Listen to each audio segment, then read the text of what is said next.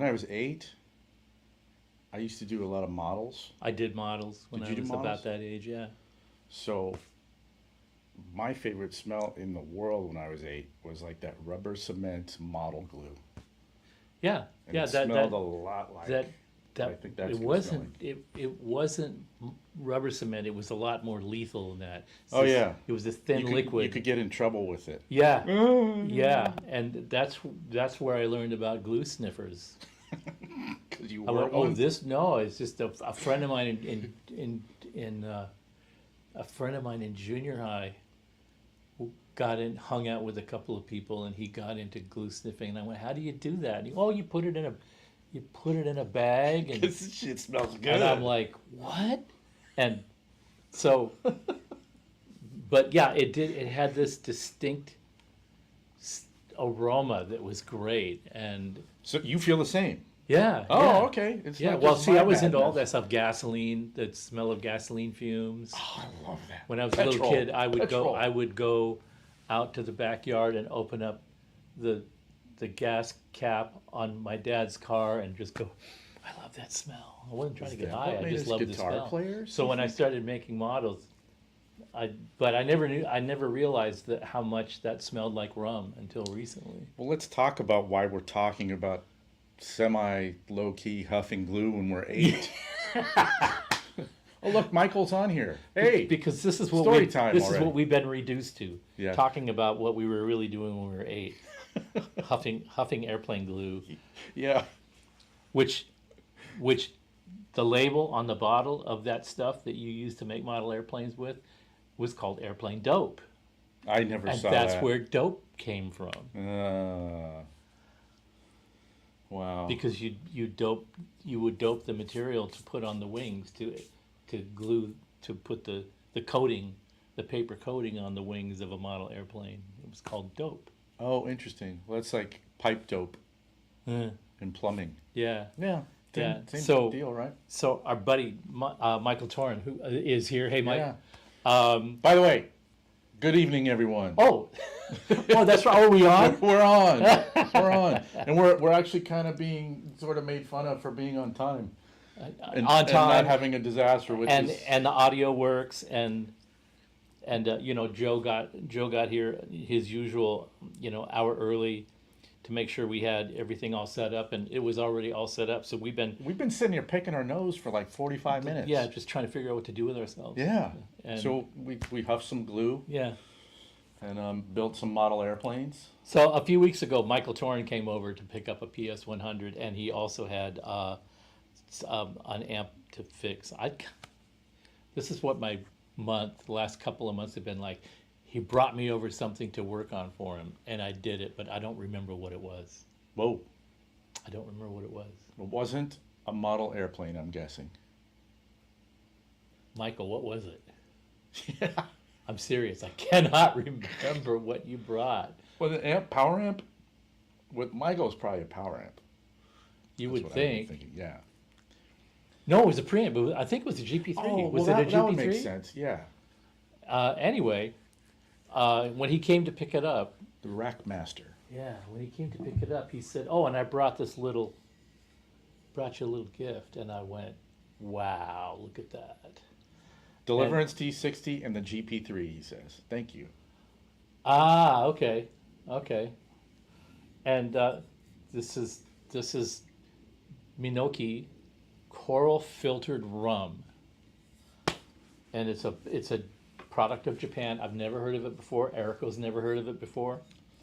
But it's a rum that's filtered through coral. Don't really know how they do that. Michael, I've wondered about this since you brought it. How do they filter it through coral? Of course, they probably have some industrial coral filter that it goes through, because not I don't just somebody's imagine that they backyard. go out to a coral reef somewhere, especially an endangered coral reef, and and further damage some endangered coral reef. But you never know. I mean, Well, we talked about Nico-chan.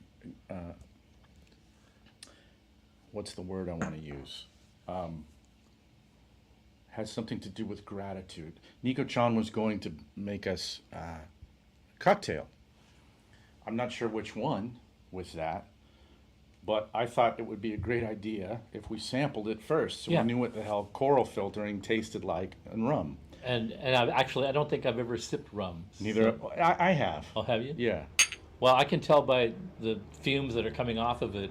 high tech. I either want to do one of two things. I either want to drink a whole bunch of it and just start blabbing like an idiot, or I want to go build a model airplane. We can do both. It's the malcontents. But anyway, cheers. Cheers. Man.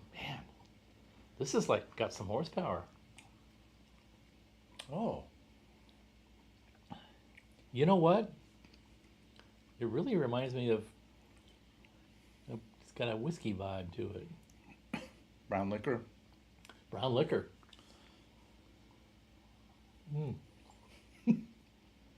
Totally not what I expected, and actually exceeded my expectations by a large amount. And it makes sense that a Japanese rum would sort of taste like a whiskey type of variant, because the Japanese are really into whiskey. The only rum that I have sipped is from Nicaragua, and I did not enjoy it in that. It wasn't anything sense. like this. It's a lot more bitter, and this is really nice. It is nice. It's really nice. I was thinking that we it Oh shit! here she We goes. have a visitor. Oh, look at that! There it goes. There goes the rum. Whoa! Hello, is the rum Nico-chan. always Goodbye, gone? Nico-chan.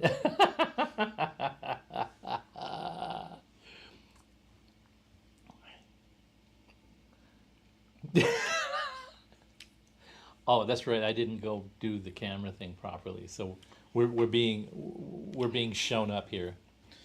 I'm not surprised. Yeah, we're being that's not hard. We're either, being to show schooled. us up. We're being schooled by Nico-chan. Yes. Who better to get schooled by than Nico-chan? That's delicious. It is. Thank you, Michael. This is great. Now we're going to ruin it and make some kind of a cocktail out of it. But you know what? What's interesting is the other rum that I've sipped is actually more strident in its flavor profile, and it mixes fine. This is very just friendly. It doesn't have anything pokey. I hate using this word with spirits, but it is smooth. Smooth. I think it'll Every time I takes hear pedals great. Yeah. It'll take cocktail ingredients. Yeah, I wonder how it is in an X pattern. Maybe we should try sipping it out of Teflon coated wire Oh, yeah, we could do that. in observance of the new Deliverance coming out. We're bringing out all the old. Well, we can talk Deliverance. We can also Curmudgeonly. talk Cyclops.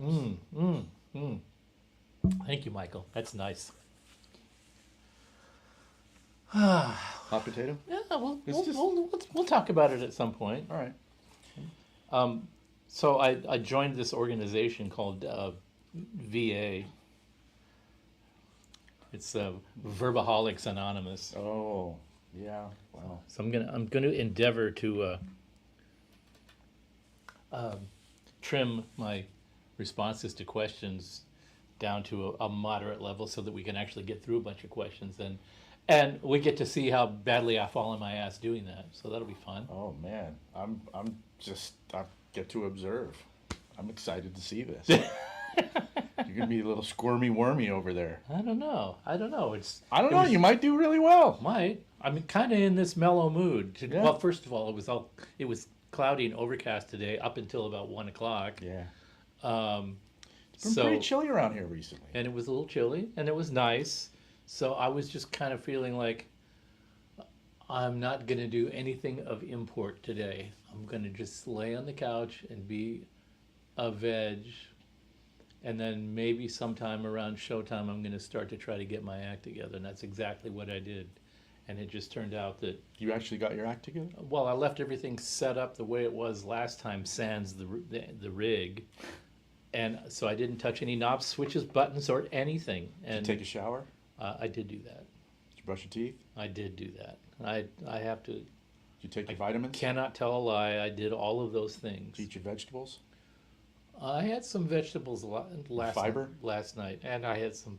Well, is fish and chips fall under the fiber category? I don't, Did you go to Robin Hood? no, I didn't go to Robin Hood. We went to this other place that made us wish that we'd gone to Robin Hood. Ah, I love Robin Hood. Yeah. That's a fun place. Yeah, I yeah. really enjoy that.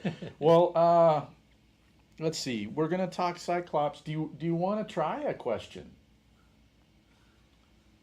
and see how quickly you can? Yeah, What'd you say? VA? Verbaholics Anonymous. Verbaholics? Or is it Anonymous? Verbosaholics Anonymous? How would it? Okay. All right. So Dad humor from a non-dad. this is great because this is in the world of the Cyclops. You ready? Yeah. With the Cyclops connected to the power station, are you still able to take a signal out of the direct XLR and take it to your DAW, or does it work at all? Yes, as a matter of fact, it does. And not only that, but it's really interesting. That question has popped up on just about every single video out there about the Cyclops now, and was answered in every single one of them. Oh, so that's an important question. So, It's the Cyclops spam question of yeah. the moment. So, for this those, is this is important. so for those of you out there that have more of those little insider roll. questions about about the Cyclops, we actually go in and we answer those. And so, go look in the comment section, and also go into the section below the videos that nobody looks at, where it has all the information about the video. We're putting the owner's manual of the Cyclops at the top of the list on all of those. So for the people that posted comments like, it would be really cool to see a manual of that, after I think you in the video said about 3 times, okay, the manual is right down here. It really is right down there. And it's an easy manual. But the way it works, to flesh out the answer to your question, is that the line out that goes into the Cyclops, the Cyclops from line out, Jack, this one. You can turn it the right way there. From power station line out. You use the unbalanced line out from the power station to go into there. And the power station has 2 line outs. One of them is that one, the unbalanced one, and the other one is the XLR one, which is isolated from that one through a isolation transformer. So yeah, you can use the power station line out to return to the Cyclops, so it does what it does, and you can connect the XLR out to your DAW, and it'll do what it does. So you'll be able to run the whole system using the Cyclops, and you'll be able to take an XLR out to go to your DAW, which will only give you the amp loaded down out. Okay. So that's Mega system. That's something that you have to take into account when you're trying to set up a multi-path rig that does all of these things simultaneously, that you may find out, like I found out, whenever I try to do one of those things where I use every single input and output all simultaneously. What I usually find is that it's really cool that you can do that. I have absolutely no practical use for it. Yeah, right. Because workflow is a thing.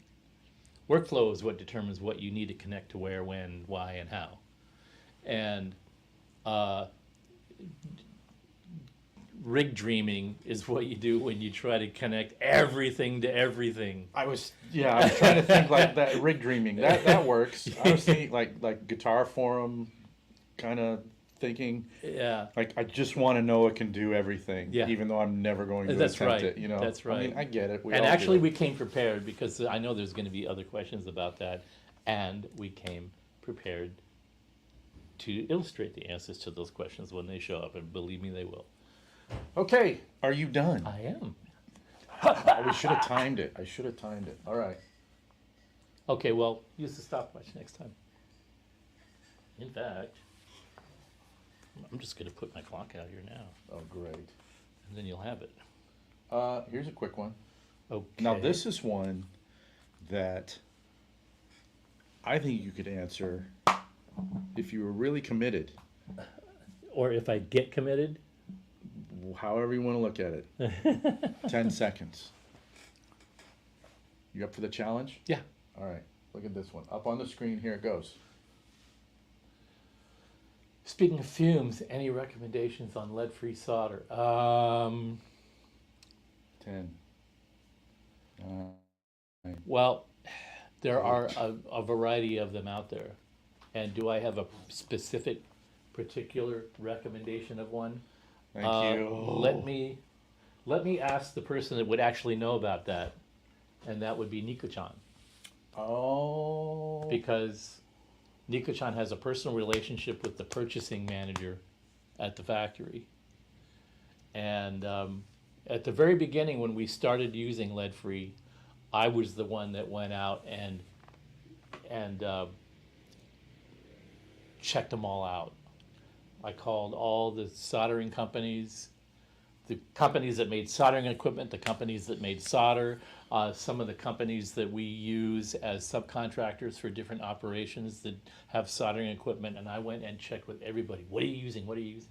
Now, at the time that I did that, nobody was using lead-free yet, but that European RoHS directive was just starting to come into play, so we were kind of ahead of the curve on that. And so when I started asking everybody, they're like going, why are you asking all these questions? It sounds like you know something about this RoHS directive that only you have asked us so far. None of our other customers have asked about it yet. And I'm like, well, I got wind of it, so I want to know. That's cool. And so I went through all that, and we struck up on a couple of different brands that we were going to use, and we've stuck with that. As far as I know, we stuck with that brand since then, and that was about 2002 that we did that. Wow. Okay. So I don't know if we've changed the brand since then.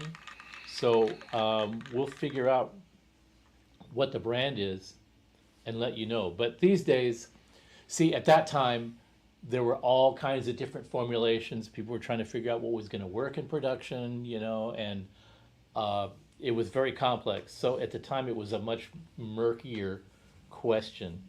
Now, there are probably a lot of good products out there that have different formulations for different applications. So the short answer is probably I did a stupid thing, so you can't use that to mix your drink anymore because Why'd I you blow licked your it. nose on it?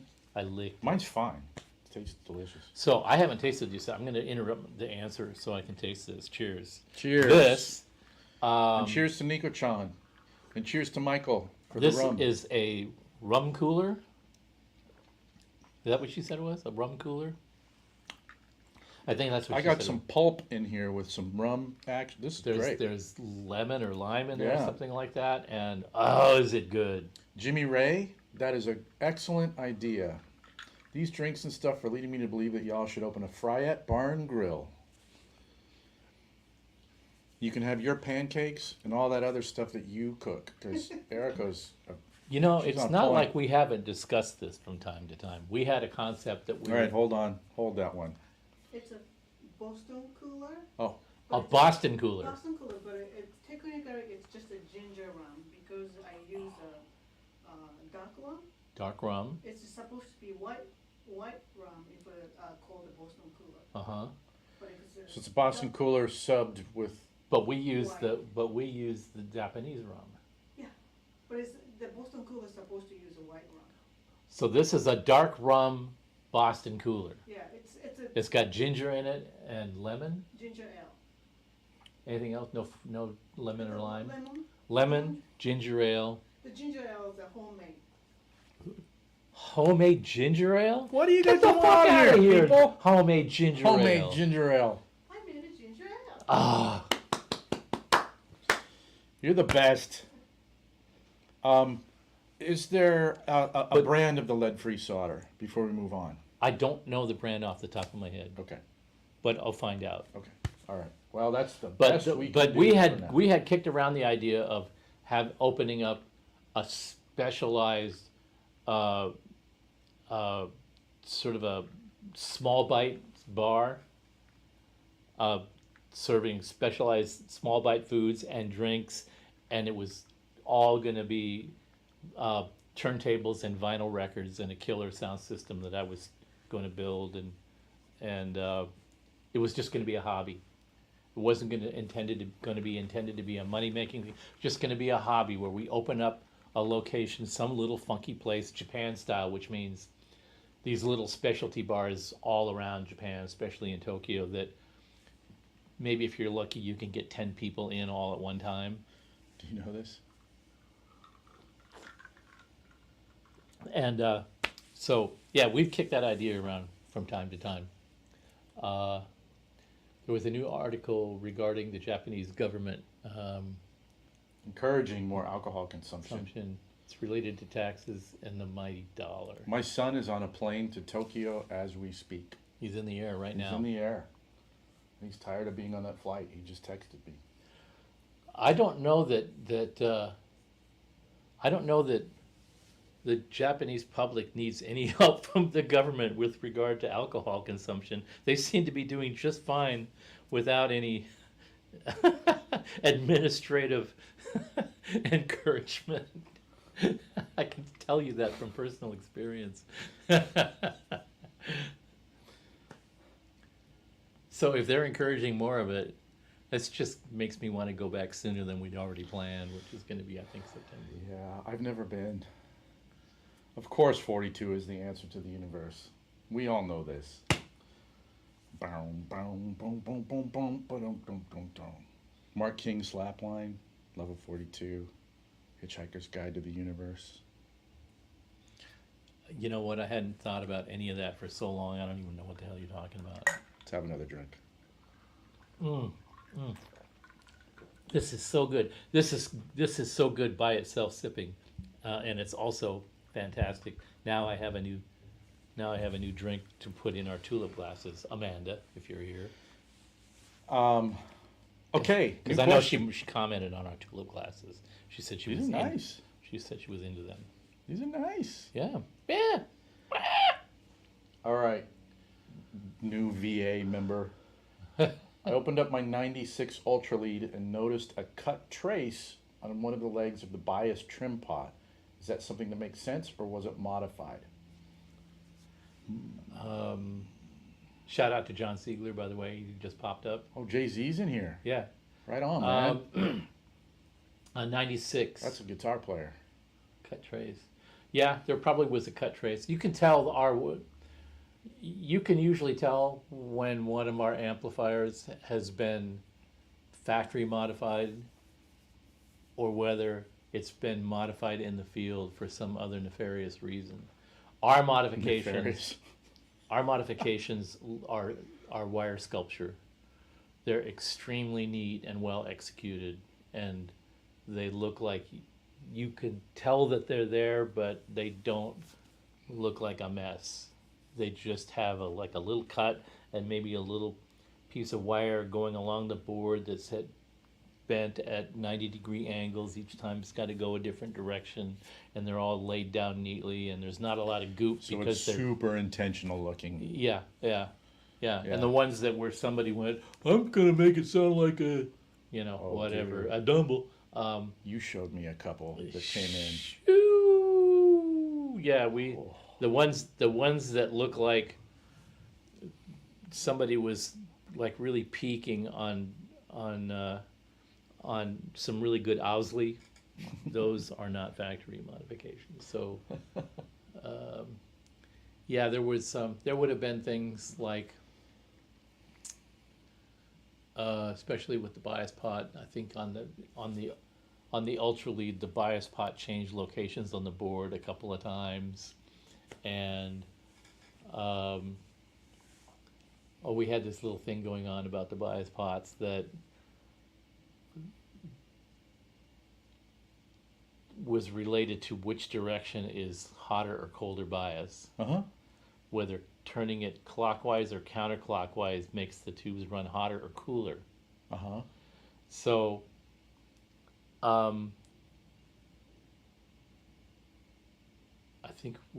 I think we labeled the bias pods. Generally, I think we stopped labeling them as to a direction, because it's like the people that said that the preamp in, the You're preamp such in, a troll. the preamp in on the Cyclops, we were told that it should be labeled to preamp in. Oh. Well, preamp in, the way you use the thing like this, preamp in is preamp in. But no, you need to say to preamp in. You need to be super, super specific. Well, it doesn't always work. And in the case of the bias pot, no matter which way we labeled it, clockwise being more negative bias?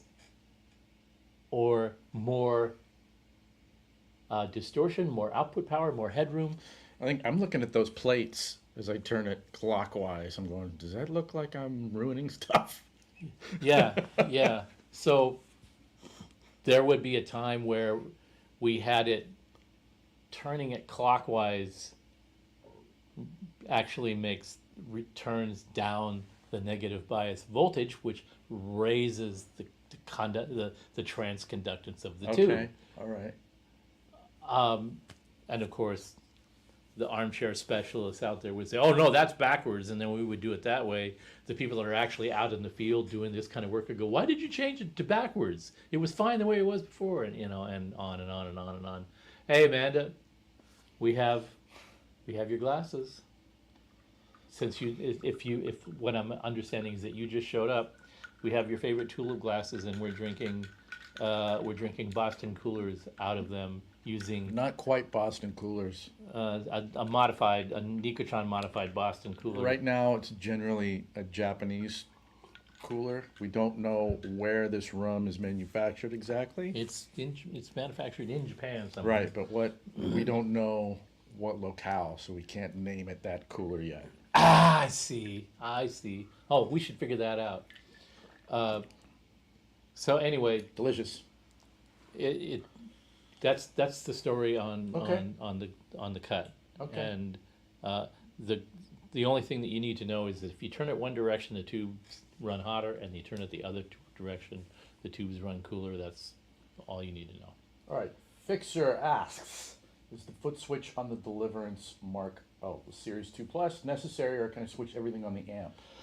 You need the foot switch to get into the solo mode. And the logic behind that is the solo mode gives you an opportunity to change the volume on the fly when you switch from the clean sound to the overdrive sound, which you would be doing at a gig.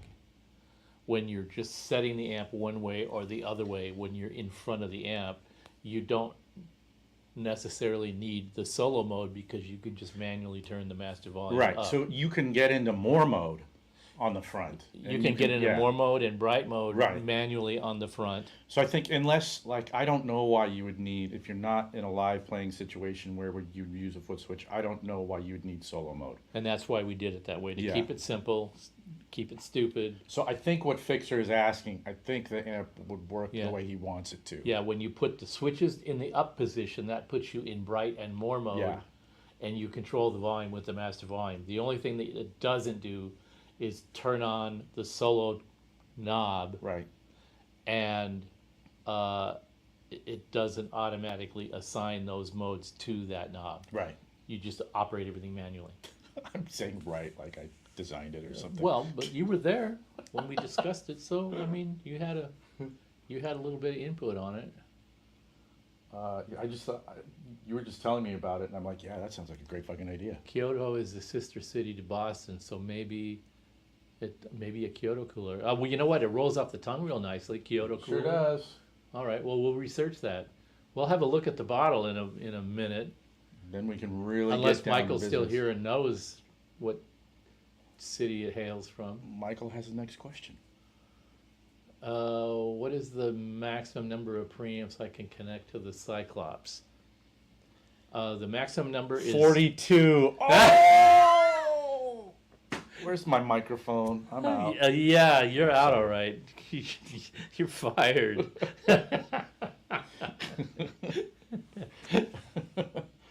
The number. Nara, Japan. Thank you, Braxol. And where is Nara? Where's don't know. where's Nara? Like say, if you're looking it up, Coordinates. see how close it is to whatever nearest major city that anybody would have heard of, like Kyoto or Osaka or something like that. See if there's a nearby city that would be famous enough to call a drink that. Because honestly, a Nara cooler doesn't really cut it. And Yeah. in Japanese, you don't really have an R sound. It's either an L or a D. So it would be a nada cooler, which is even more confusing. Oh, so he's Near saying near Osaka. Osaka. So Osaka cooler. You know what? Kyoto cooler rolls off the tongue better, but that's Kyoto is quite far away from Osaka. So we'll see. When my son gets to Tokyo, he's immediately traveling to Osaka for a couple weeks, and then he'll come back to Tokyo. How about an Osaka, Oaxaca? Yep. I need another one of these. Yeah. Uh-huh. And then we Okay. gotta answer Michael's question. What? Okay. Why don't we? Because Michael has all the preamps. She's got all the preamps. Every single preamp. But the answer is as many switchable loops as you have available to you. That's how many preamps you can connect to the Cyclops. So we actually have a visual aid for that. Oh, you know what? Nara is right in between Kyoto and Osaka, effectively. There's Osaka. Have you ever there's been to Kyoto, Nara? And there's Nara. And Oh, All the time. all the time. okay, so here we go. Nico-chan's been to Nara many Okay. times. There's From Kyoto Osaka. up there. There's Nara, in relatively in the middle, and then there's Osaka over there. So it's kind of like right in there. What else is near there? Asuka. That's too far south. And The historical city, so Nara is a really important city. a of really Japan. important historical geographical location. But not a cooler still doesn't roll off the tongue, no matter how you stack it or how strategically important they are. Visual aid showing the loop selector on the Cyclops. The first one or the second revision? The second revision. This will help you, Michael. And Braxel, who I know has posed this question. How you, Wait, no, that's the wrong one. Hold on. totally the wrong one. That's the basic, Do you want to see that yeah, one? let's look at that. Okay. That's the basic configuration, preamp, head, Hold on, let me move this so people can see. power station, and foot switch. So in that illustration, there's just one preamp in the preamp loop, and that's that. Okay, Okay, so we're gonna pull this. right? And that illustration's in the manual, by the way, for anybody that gives a crap. This one is showing the power station connected to an amp switcher, to the Cyclops, and a loop selector in which you were showing two preamps using two loops of a 6-loop selector. I think that illustration came from Voodoo Labs Hex box, which is a 6-loop little compact MIDI controlled loop selector. Nice little product, reasonably priced. And the rest of the illustration was graciously provided by KAG for the amp selector. So that's the whole super expansion of the power station, where you select heads, you select cabinets, you select preamps, and you put stuff in the loop above the power station. There's 3 effects in the loop, and I knew that if we showed this illustration, somebody was going to go, then how would you turn off the pedals in the loop individually? And the answer would be that you would use a separate loop selector for those because they're in a different part of the circuit. Or you could have a bigger a bigger loop selector to put those in there. Now, one of the cool things about the hex is that the first loop, that's the 4 jacks all the way on the left of the loop selector, above the 2 preamps. That particular loop, that first loop, is isolated from the other 4, meaning it's ground isolated, so that you could put something in that loop, and then you can put something in the other loops and not encounter a ground loop. So I don't know what other loop selectors are out there that have maybe multiple loops that are also ground isolated. I only know of the hex. So probably in order to eliminate ground loops, you would want to have a loop selector, a nice little simple compact loop selector like that for the preamps, and then a separate one for the effects pedals that are in the loop of the power station. That would be really critical. So that's why the diagram is sketched out like that. Now that is, this is going to be part of the video, and this is going to be part of the show. So when the show is over, it's going to stay, on YouTube, so you guys can refer back to this video. And that illustration will be modified and kind of refined a little bit and find its way into the manual in the next week or so. Good, good, good. How am I doing so far? I'm killing it, huh? Killing me with all your talking. I can shut up. Joe has the floor. Steve's trying. What are they saying in Congress? In Congress, it was going on the last couple of days. Strike those comments All right. and apologize. And apologize. Oh, this is a great question to answer, and then do a little show and tell what you were showing me earlier. Okay. If you feel like talking about it. Okay, you read it. Deliverance-like and Pitbull-like preamps exist in both Synergy and GPDI forms. What are the relative merits of these two approaches, mostly ignoring the GPDI power amp? GPDI power amp. I imagine you mean the GPDI amplifier, the desktop Yeah. amp. Yeah. Okay.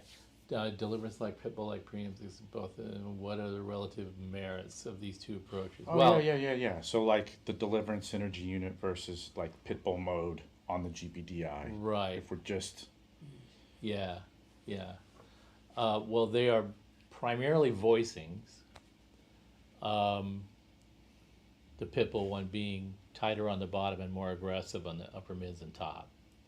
And the Deliverance voicing is a little bit more mid-focused and a little bit more old school, and depending more on the power amp for distortion. So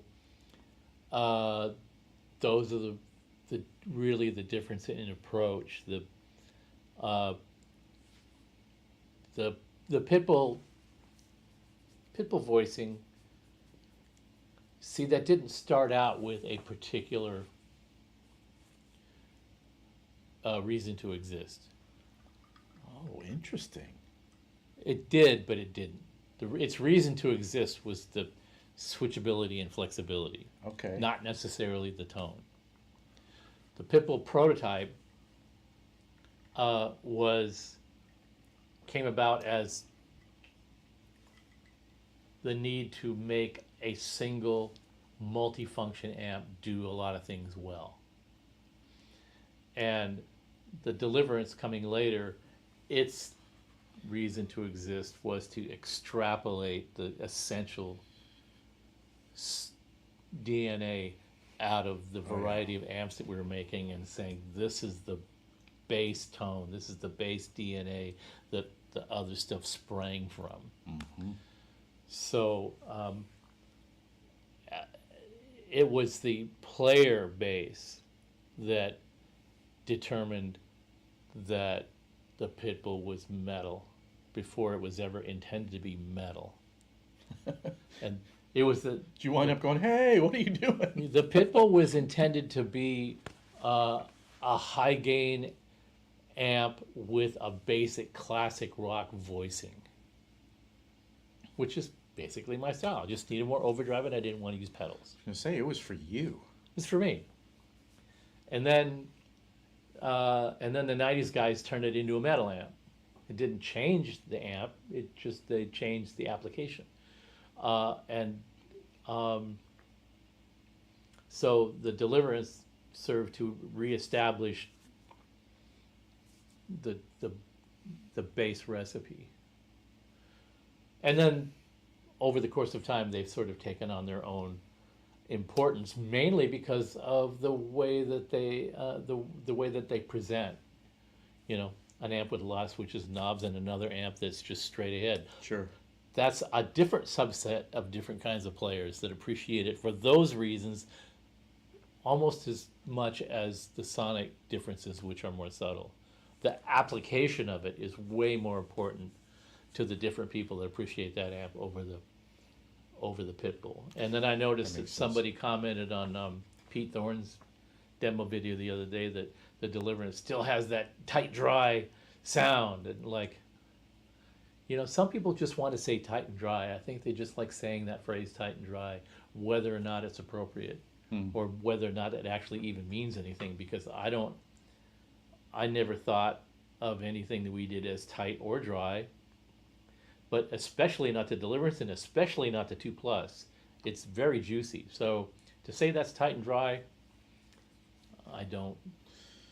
Well, there's an articulation factor, an articulate thing. Yeah, and I that think they maybe you just could so construe just using that the as- phrase tight and dry think is so. like X pattern and all of that. It's just that You will trying to know. apply something to this thing that I don't really understand, but I hear something different, so I gotta assign it some kind of nomenclature and what the hell, tight and dry. Yeah, yeah. So, thinking about the Deliverance Synergy module, wait a minute, if I ask this, I'm just asking this for myself. No, this is actually what Mark is asking, I think. So, can you compare the Deliverance, well, the implementation of each of these modes in the GPDI versus the Synergy units? Is there anything to be said about those? It's actually that the GPDI has got a more sophisticated voicing switch function than those other two, because those modules don't have to have a really sophisticated system to switch from one voice to another, because they're Pitbull two isn't going to separate be a things. Deliverance. Yeah, exactly. They're two Yeah. separate things. Yeah. In the GPDI, a lot of things have to change in the GPDI to get it from Pitbull territory to Deliverance territory, and as we were talking just a little while ago, a big part of the Deliverance thing is the power amp, and the GPDI has a little power amp in it where the modules do not, Yeah. and the module platform does not. The modules and the module platform are effectively preamps until you pair them to a power amp, and then whatever power amp you apply them to is what determines how they feel and how they perform to you. So when you're switching and tweaking the voicings or the tone or the gain on either one of those modules, those little things are happening independently of whatever power amp you're playing with it uses. Where in the GPDI, the power amp is part of the stew, and when you switch those switches, the behavior of the power amp is being affected as well. You stuck that one, dude. I'm doing Stuck good. that one. You're doing good. I'm doing good. You're doing good. Wow. People Fast are gonna learner. leave because I'm not going off to Mars, and they sort of expect that. I guess you need a pedal switcher for multiple preamps. This is within the Cyclops environment. Well, a loop switcher, yeah. You need loops. However Yeah. many preamps, the preamp side, of the Cyclops is effectively a loop, and so you put one preamp in that loop. If you want 20 preamps, you need 20 more loops, and you need to buy a loop selector that has however many loops in it that you have preamps, and then you MIDI switch that. I think it's I mean, that's cool that Braxel's stoked to do that kind of thing. I think about that. I'm like, no, thank you. I don't want all that. I don't want to think about all of that stuff. It's not my jam. Technically, it's not mine either. I remember when the GP3 came out and we had to do the whole part of the manual that described the whole MIDI function and the controller number. You're like, no! I'm just like going, I have to explain this to people now. And of course, the manual actually turned out really good. I had companies, I had other companies, other amplifier companies, when the GP3 came out, call friends or other companies, just email. Just saw the GP3 manual. Way to go, guys. That is an impressive effing manual. And I'm like, wow, really? Nice. So yeah, we put a lot of effort into that manual. In fact, the manual was the last thing that got done. That was 1999. And we were about a week to 2 weeks away from shipping the GP3. And I hate homework, I hate paperwork, I hate editing, and I'm the only one that can write the manual for this thing. If I farm it out to somebody, and we have a couple of people that we farm out the manual work to that are really good. One guy is local and one guy is in, I think he's in Austria. He's really good. He's been with us a long time. He actually works for another company, but he's instrumental in helping us get a lot of our documentation together. But cool. We didn't have those guys at the time.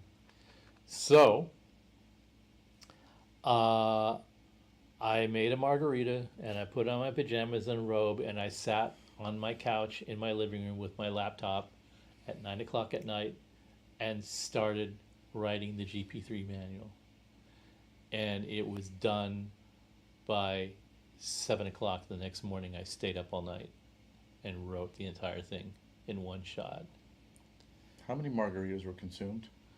Only one, because I took a sip, set it down, and started Just went into writing. that mode. And I went right in that mode, and I didn't come out of it until 7 o'clock the next morning, and I went, oh, margarita!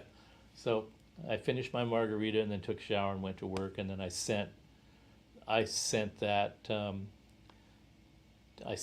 a guy to help me edit it, and then supplied the illustrations for it, and that was it.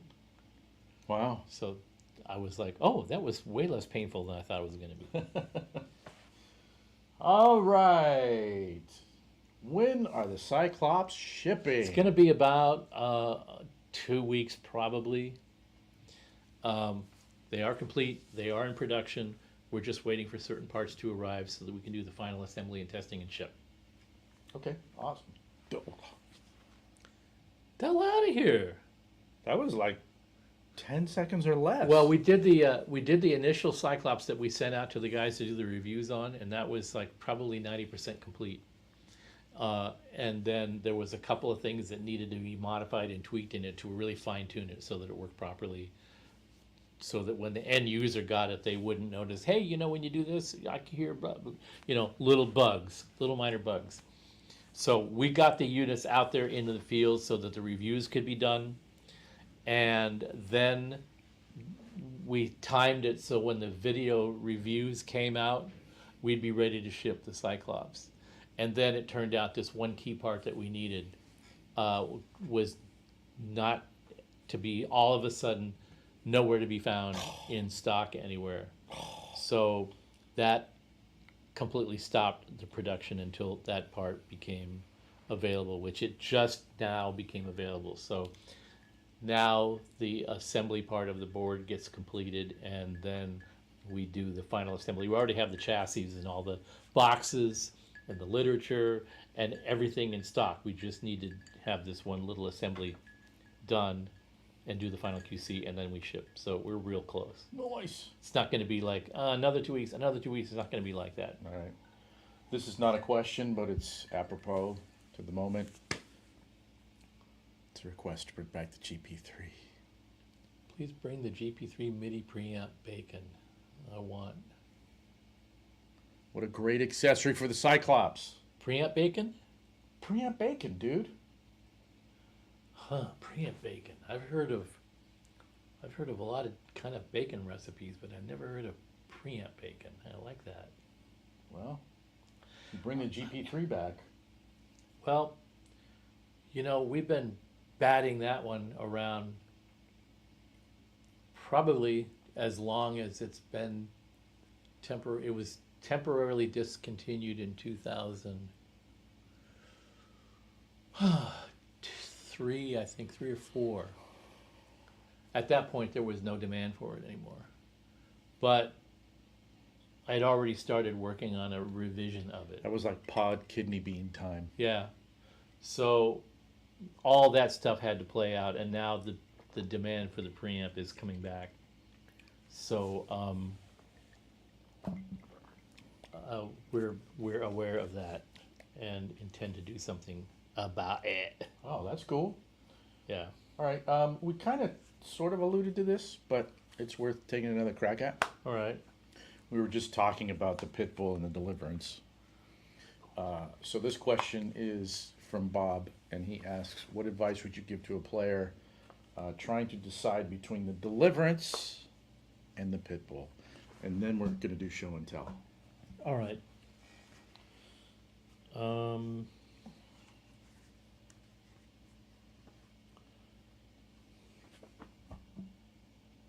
What is happening here? I'm just trying to get my time clock thing working so I can watch it. I'm really honestly trying to. This should change to a clock in a minute. It hasn't done it yet. So we'll see if it does. I'm trying to decide between Deliverance and a Pitbull. It's going to depend entirely on your approach to gear. It's really as simple as. Is it safe to say you can kind of do whatever you want to do with each amplifier? Like Yeah, you can really and- get to whatever you Yeah, need. and in you don't either really one. see that yet. We probably haven't. Well, see, all along there's been people that have taken the Deliverance and done the really chug stuff with it. Yeah.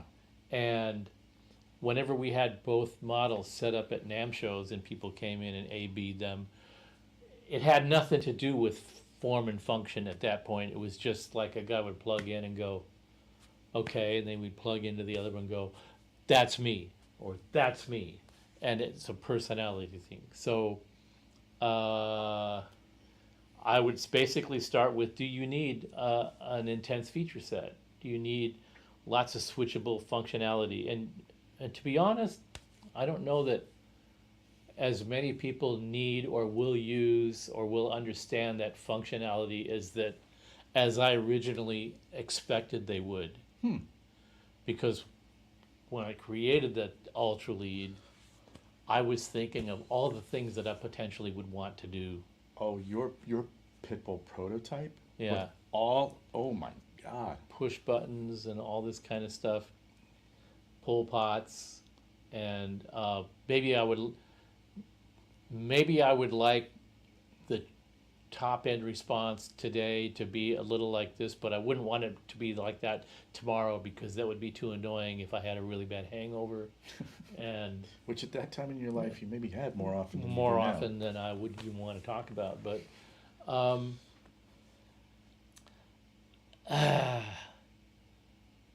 you could do most of what the Ultra Lead does with the Deliverance one thing at a time. You can do what the Deliverance does with the Ultra Lead probably at the expense of other settings that you would be able to do out of the Ultra Lead. Weren't we talking, maybe even just last episode, about someone who they had to bring, like in a pinch, had to bring their Ultra Lead out? Like it's a friend who had Yeah. to take their Ultra Lead out to play like they're used to playing metal shit with it, but they had to take it for their blues gig. Yeah. And they went, huh? I got texts at 7 o'clock in the morning on Sunday going, yeah, anybody that says you can't play a Strat through this thing is an asshole, and well, they're both that way, both the Deliverance and and the Ultra Lead are like that. If you get away from the general consensus and perception out there about who we are and what we do, if you just dispose of that and just approach it on your own terms, you'll find a way to use it that works for you. When I first met you, I came to the shop, and I had never played your amps before, but I'd heard all the same crap, metal, metal, metal. And you plugged in the Ultra Lead, and you were playing Cream on it, and I was like, "What? The Sam?" Yeah, yeah. Because it was dead nuts what you Yeah. had going. Well, the Pete Thorne D62 Plus video. Oh, with the Unchained reference. Yeah. He's going. I've heard. I don't think he'd ever actually played one of our amps before. And I think that's the first time he'd encounter any of our. Oh, interesting. And he commented in this video, I'd heard, but that's not how I'm interpreting this. And I'm like going, thank you. Yeah, because I mean, people's impressions are their impressions. Yeah. Like you can't. Yeah, and you can't undo Once it's those. in their hands, right? it's up to them. But with that in mind, we're still getting settled in our new factory and sort of like going through just old junk. Do we need this? Is this junk, or is this something we should keep for the archives and blah blah blah? And I stumbled across. Story time. I stumbled across the original prototype panel of the Pitbull before it came the Pitbull. Before it became the Pitbull. Yeah. So meaning it was just an idea for an amp, or did it have a name, or It didn't have a name yet. right over there on the desk? It did not have a name yet. I was still kind of, well, there wasn't a company yet. This was like 87. This was 2 years before the company started. And you were just trying to build an I was amp just for building the yourself. thing for me that would work. And the more that I worked on it, the more I thought, well, there are days when I'll need this, and there are days where I need this, and there are days where I need to do this. And this was on the heels of like taking the SLO 100 for a spin. Yeah. And like hoping that would be the answer to what you wanted. Yeah. And that's when I realized that the reason that the SLO was not going to be the answer was not because it couldn't be the answer, but I just had way too many expectations about what an amp could and should do that nobody making anything at the time was going to be able to fill that bill. And nobody made anything like that until the Pitbull came out. And then right after that, Reinhold saw it, and he was doing Eddie mods to Marshalls for people before that. And when he saw that, he and some of the people that he were working with got together and went, you know what, you should make your version of that. And away he went. But so it was still in the gestation stages. And anyway, Did you and Reinhold know each other when you were just like amp repair mod guys? we met right after I went live with the Pitbull. Oh, okay. He had just come to the U.S. right after that. And so there's where it says VHT right behind me here. I hate these things. That is the original Pitbull prototype. It wasn't originally called a Pitbull. I had a panel, front panel someplace, an engraved front panel that was the original front panel of the amp, and I had been looking for it so we could show it on the show at some point, and I was unable to find it. We've been doing the show 3 years, Yeah. and I've never been able to find that thing. Well, when we cleaned up all of this junk, it just fell into my lap, honest. So the amp that's there has this front panel on it. Let's see, there you go. You can sort of see it. If you want to tell the story, I'll like do the close up. I can get focus on here. It's kind of broken out. It doesn't have the global master that the Pitbull ended up having in full production. And the depth control wasn't variable. It was a pull pot. This was in '87. This is This was a little while before I came up with the depth being a variable control.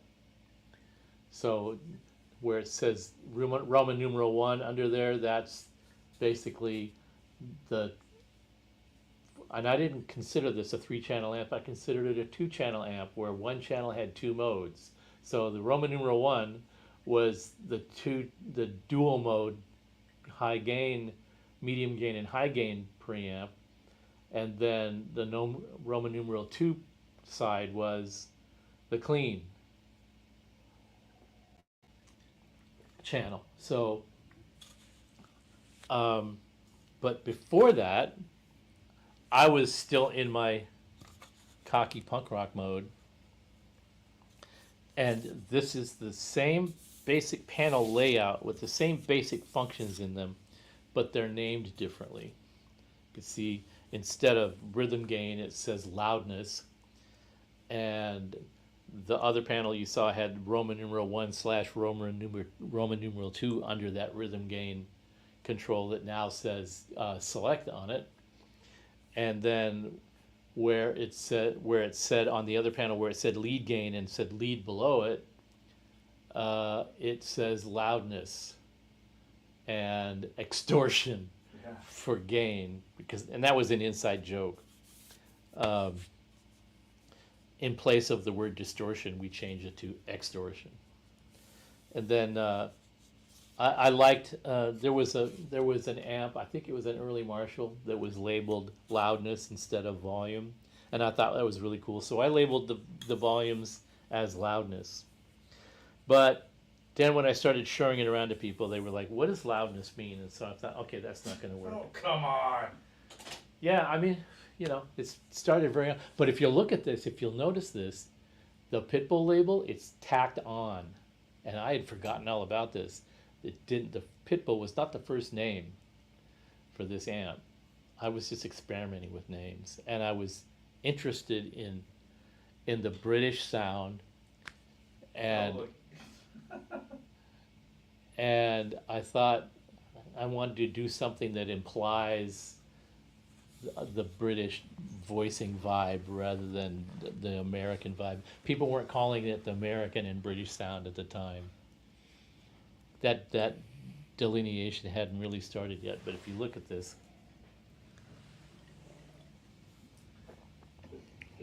now I put this Pitbull label on this panel 35 years ago, and it's been on there ever since. So this is the first time we're taking it off to see what it originally said under there. Export. Whoa! That was going to be the name of it, export lead, to indicate that it was like a British vibe. The export lead. Yeah. I don't know, man. Yeah. I think you made the right decision. You know what? And I had that made, and I showed it to a couple of people, and it was like, what does that mean? Yeah. And nobody liked it. And so that got replaced with. So I said, well, I had this other kind of idea that sort of sounds kind of corny to me right off the bat. And I said, what's that? And I said, Pitbull. Oh, yeah, that's way better. And that's why it became Pitbull. And this is the first time this label has been off of here since 1988. That's funny. When I walked in tonight, Steve showed me that, and he told me that there was a reveal. And that Joe didn't know about that before. right, and he'd never told me. And we agreed, like, don't tell me. Just save it for the show. Because I wanted to get your gut reaction after you saw it. And My gut reaction, was honestly, like, is export lead is fucking terrible. Hey, not all ideas are good ideas. Well, no, you chose the right idea. Yeah. I mean, that's the takeaway. Yeah, I guess so. Wow, the export lead. Maybe that's an upcoming model. Export lead. Pitbull for the win, Lou Woods. Okay, all right, yeah. Okay. Well, I just thought that was fun that panel still exists. I was really worried that it somehow evaporated in the numerous factory moves over the decades, but nope. And so we have Anthony Truglio with us. Trug is my True. Trug is my blood brother from way back. Where did he go? He was on the list there. There he is. Oh, there he is. Quinn wants to know if you still Have head covers. have head covers. Yeah, we do actually. We have a few left. Anthony Truglio, we call him Trug, is the guitar player in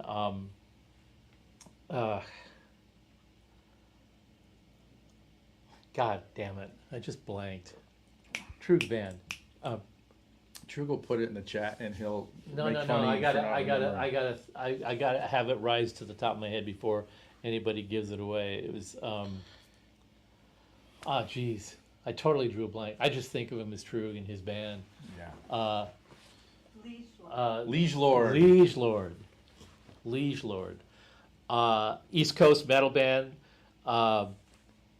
They were pretty big in the 90s, and they were huge in Europe at that time, early 90s, late 80s, early 90s. And they made a comeback, and especially in Europe. And they've been out playing shows for the past, I don't know, several years, and going to... Hasn't Trug subbed in Helmet too? He and Paige Hamilton of Helmet are really tight, and he's subbed on gigs during the Helmet period when the membership was in state of flux, and he was also in a different version of a band, of a Paige Hamilton band that was not Helmet. They were called Gandhi, and Trug was the guitar player in Gandhi, and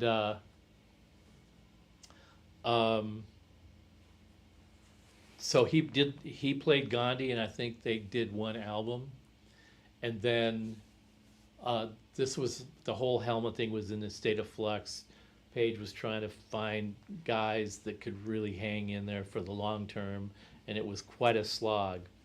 But eventually, Paige put Helmet back together with a group of guys that have really been stable and solid, and I think they've been in the existing lineup now for at least 10, I want to say maybe 20 years. Maybe Trug knows better, he can tell me. But they are slamming now. But anyway, Trug is a blood brother, and he's also he's got a couple of kids, and his Paige is Trug's son's godfather. So I mean, this is like on a very incestual family, and it's fun, and he's a great guy and a huge, big-hearted spirit. And they're out. Liege Lord is out now doing some shows as a tribute to their bass player who recently passed away. Neil's on too. Hey, Neil. So they just came back from Germany after doing a big festival. Trug Fest. Well, what they did was they did a tribute to Matt, their recently deceased bass player. Oh.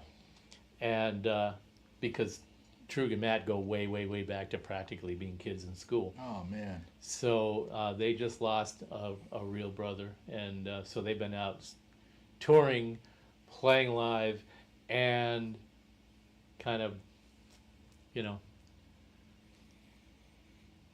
empowering the spirit of Matt in the afterlife, which is a sweet thing to do. And playing metal music. Yeah, for the and children, playing metal, and he's and a great, refusing to grow old. He's a great guitar player. And he's a lot of fun to hang with, and he's a I've only been able to hang with him like once or twice, and he's yeah, awesome. well, that's all you'd be able to handle anyway. But No, man, well, But know. Anthony is asking if we've got covers because Quinn, who is another one of the musketeers in his... you were talking about Quinn just the other day. Yeah. Well, Quinn needs a new cover for his amp. Quinn uses a 100 CL head, and he's famous for blowing more of our speakers than any 10 other guitar players we've ever heard of. Rock and fucking roll. And so he needs a new head cover for his amp because he always puts candles on the top of his amp, and he melted his head cover. So that's the story there for you guys watching the chats. That happens. So we're glad he's here. All right, we got another one for you here. It's All right. not necessarily a question. I think Rick is just describing something that's going on with his amp. Okay. Steve, I have a 100-watt tube amp, and the speaker cable came out of the back of the speaker cabinet that's in my isolation room, but the amp itself was making crackling noises, and now the transformer hums. He's saying, I suppose I need to replace the transformer now. Okay. You just need to take it to a tech first. Yeah, probably what happened is there's probably nothing wrong with the transformer. People automatically assume that just because the speaker came disconnected from the amp, that the output transformer is automatically dust, and that's rarely true. Usually what happens is a tube gets damaged in the process, and maybe a screen grid resistor inside. The reason it probably is humming is most likely because one of the power tubes failed, so now you don't have a matched set of four. When you have a 100-watt amp, you have 4 power tubes, and they're running like 2 pairs of pistons. So if one of those tubes disappears, you get this, and that's where the hum comes from. Nice. Hey, that was just spontaneous. It was easy. That's beautiful. So what you basically need to do is just have the tubes checked, and once the tubes are replaced and biased properly, the likelihood that the hum is going to go away is really high, and probably that the reason the speaker cable came out of the speaker jack, I've seen this a lot. If you pound enough low end into a 412 cab, the back cover will start doing this. And if it's vibrating enough, it'll vibrate the plug out of the jack on the back. That's a more recent development over the past few decades. In the 70s, that didn't happen very often because people didn't pound low end. They into weren't Marshall cabs. They chugging weren't on detuned shit all night. Yeah. So that didn't really exist then, and that didn't. So the low end of amps didn't generate enough horsepower to throw the plug out of the back of the cab like later amps. And when we first came out, we sort of identified that issue early on because we were the first company that made a power amp that would pound that kind of low end into a cabinet. And we were getting people going, your power amp blew my cab. And like, okay, bring it over. Your cab's fine. Your power amp's fine. You just need some tubes. And they were using Marshall cabs. And Marshall came out with a stereo-enabled 412 cab. Oh yeah, the stereo. The little slide switch Yep. on the back. Cheap as hell. And that slide switch would vibrate, especially when you pounded low end into Oh the yeah, I cab. think you mentioned that on here Yeah, before. and when that switch would vibrate, it would make and break contact, and when it would break contact, it would blow the DC fuse in the amp. And people blamed that on the power amps and not on the cabinet. So we had to demonstrate that by putting a screw in the back of the cabinet where the sound post was to stop the back cover from knocking against the sound post and rattling that switch and popping the jack out of the back. And once that got solved, hey, the fuses stopped blowing. What a remarkable event. Okay. So that was groovy. Back to Cyclops. Am I reading between the lines right that the Cyclops could just switch 2 preamps, putting 1 preamp in the power station loop? Yeah, you can technically do that. What you would do is, so the guitar goes into the input, the preamp in jack goes to 1 preamp in, and the preamp out jack goes to that 1 preamp out. The amp input would go to the 2nd preamp in, and instead of running the line out from the power station back into the Cyclops, you would run the 2nd preamp out into that jack labeled from PS line out. And then the two PS line in jack would be the one that sends one or the other preamp signal into the power station. So that's how you would do that. That works. Steve, I'm impressed.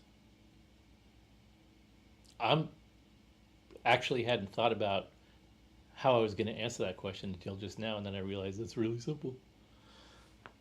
All right. From Brendan. Hey, Brenda, how you doing? Old school Malcontents homie.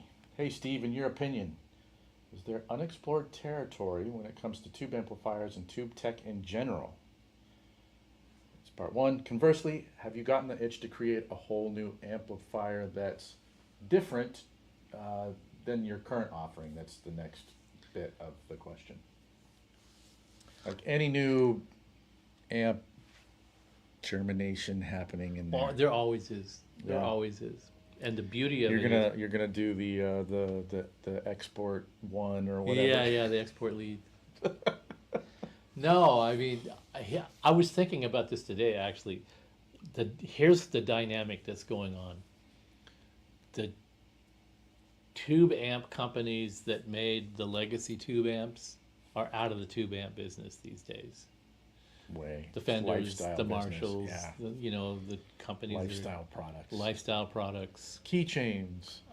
Yeah, the companies that are no longer, Coat hangers. effectively no longer like Ampeg. They're still around, but they're not. And the companies, those companies didn't really push the envelope on tube amplifier design. It was the Mesa Boogies and the VHT and the Soldanos that pushed that envelope. And Are you gonna want another one? absolutely, do I want another one? What planet are you on asking a question like that? We're an hour and 20 in. Yeah, we got room for another one. I got room for 3. I'm telling you, at the bottom, it's even better. Like it's just giving I'm trying to get to the bottom. I'm too busy so much talking. of that good. Well, you got a lot to answer, man. So, it occurred to me today that earlier today, I was honestly thinking about this because I thought this question might come up. And it occurred to me that this is true. The legacy amp companies are not pushing any design development envelope on tube technology. Tubes were technically supposed to be obsolete and gone by 1960. The transistor had already been invented in the early 60s, late 50s and early 60s. Companies were already switching over to transistors because they were so much cheaper than tubes. They didn't require output transformers. There was And all acoustic kinds of amps. And, wait, who was the first who was like the larger solid state guitar amp? there What was the there first was shot a, fired there? gosh, there was That was supposed to be it. yeah, I mean right? custom was earlier than acoustic, those tuck and roll amps. Yeah. And there was Standell was before acoustic. They were one of the first entrees into the solid state thing. There was Benson amps, not the Benson of today, but there was a Benson brand in the 60s.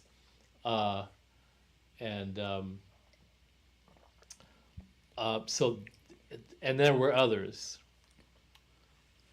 And the companies that were subcontractors for Sears were making starting to make solid state silver tones, Okay. and things like that, just because they could get the cost lower. And, when the Beatles came over here, was it Hammond, Oregon? It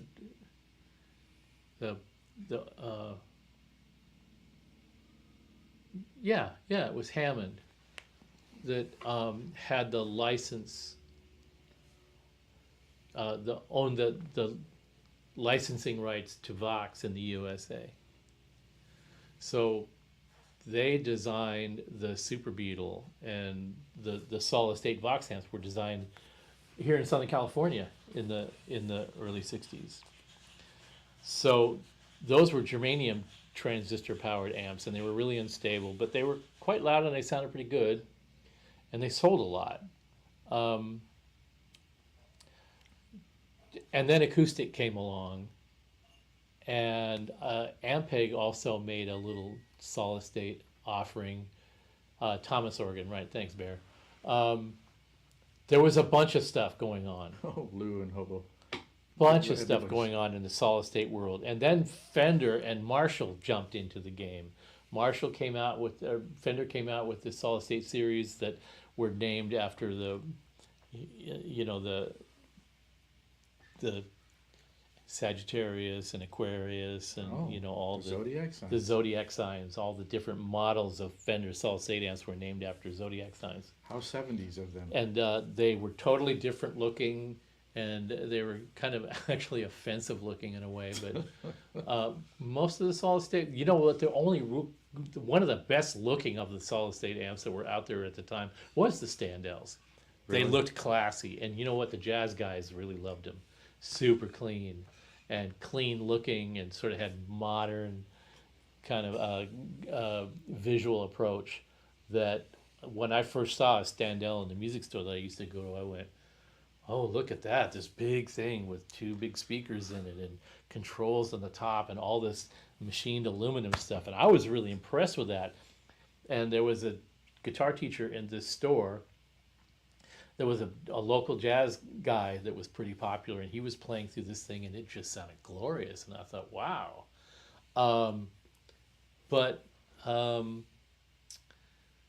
And then Marshall came out with a solid state series for a short period of time. And all these companies that came out with solid state stuff, they got out of it really quickly.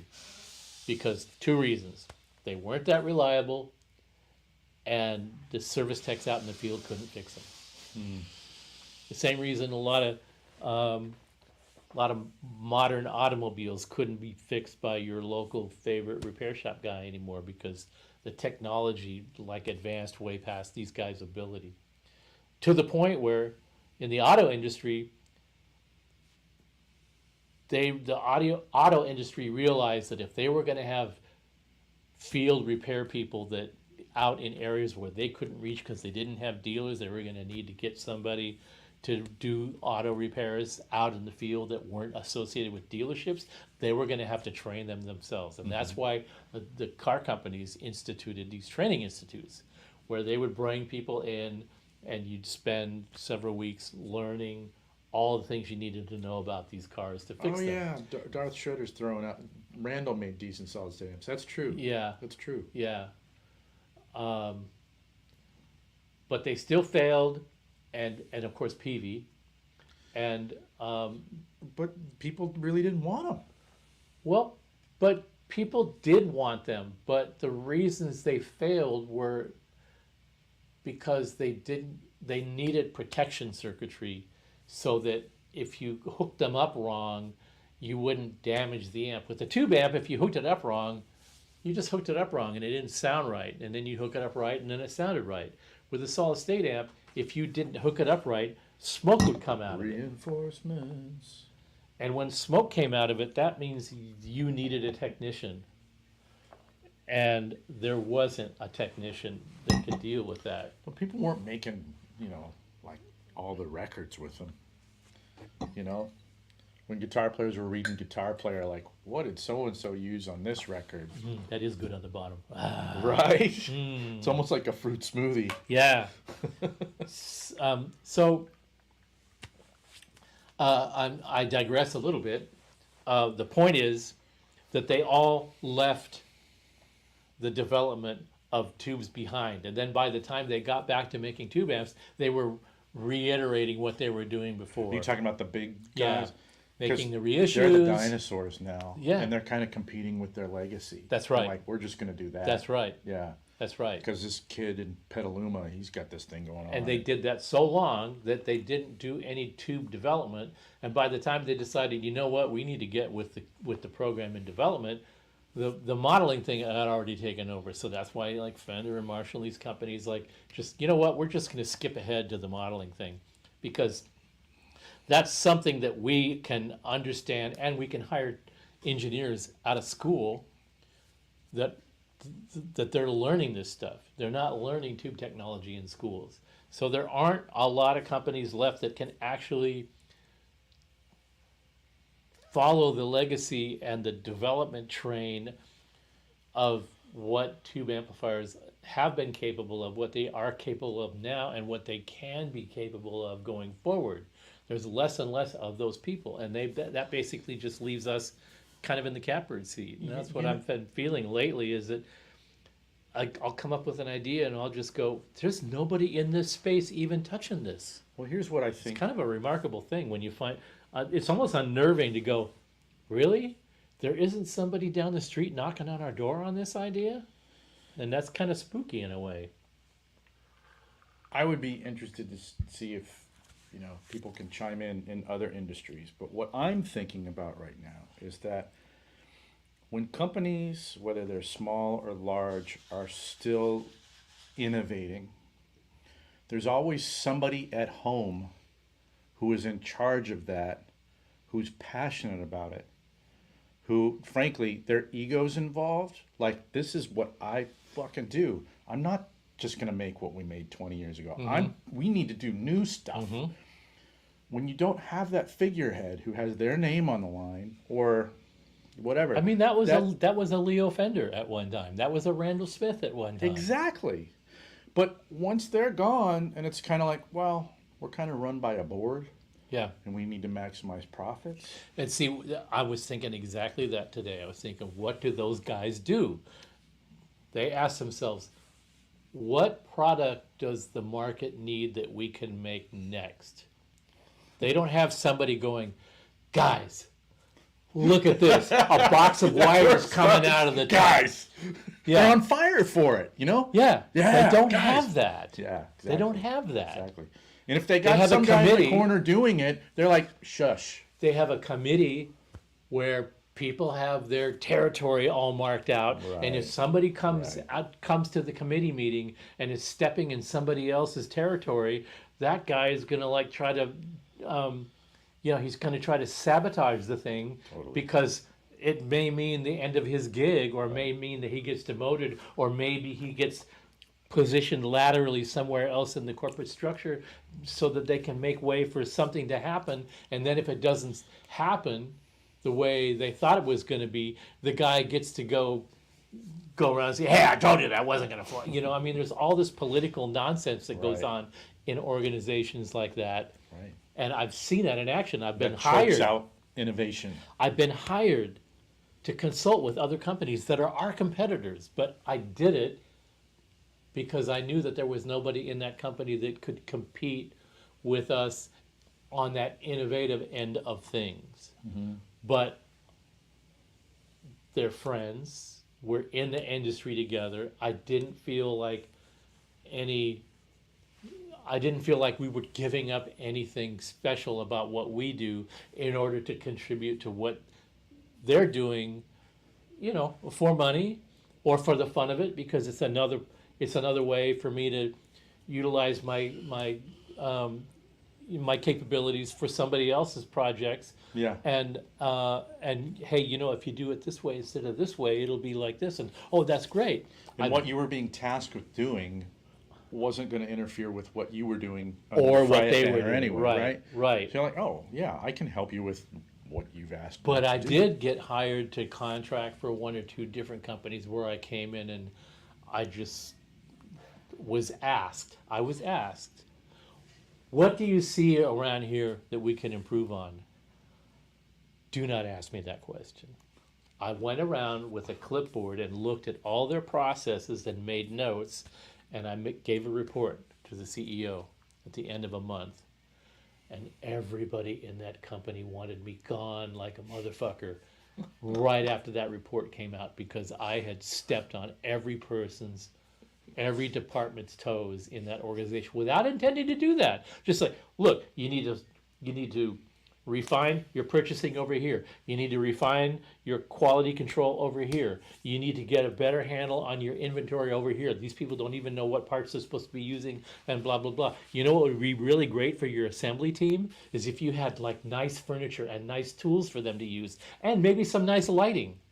Because I walked into this factory where the lighting was dim. In the summer, the air conditioning didn't work. In the winter, the heater didn't work. The lighting was crap. The furniture, they're sitting on these chairs that were all broken down, in these workbenches that were just this makeshift crappy workbenches, and all their tools were worn out. And I'm like, give these people the tools to make the quality of the product that you claim that you're making. And your quality control will just like skyrocket overnight. They didn't want to do that. They didn't want to buy new lighting. That was going to be expensive. I even brought in to one of these factories, I brought in a lighting specialist that I had met. It was the guy that bought one of our amps. His father owned an industrial lighting company. And he said, man, I love this amp. And he's like, anytime you need any help with any lighting issues, let me know. That my dad has a whole industrial lighting company. He specializes in industrial and commercial lighting. And I went, so when I got this contract, I went, have your dad come over here. I want him to give us an evaluation of the lighting in this place and what it would cost to bring it up to spec. And he came and looked over everything, and he put together a proposal. It was really reasonably priced and would cut their electricity bill 75%. Wow. Double the lighting intensity, cut the electricity bill by 75%, and this is how much it would cost to institute this thing. Wow. And the guy turned down the bid because he didn't want to spend the money to do it. So they ended up with these broken down lighting until they ended up selling the company to another company and then disappeared off the face of the earth.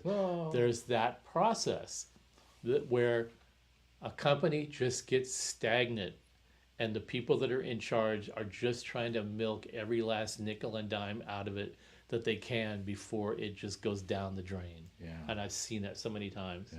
So I just feel like we're really fortunate to be able to do this. We're in a great space as So far you as feel like production. there's plenty to do.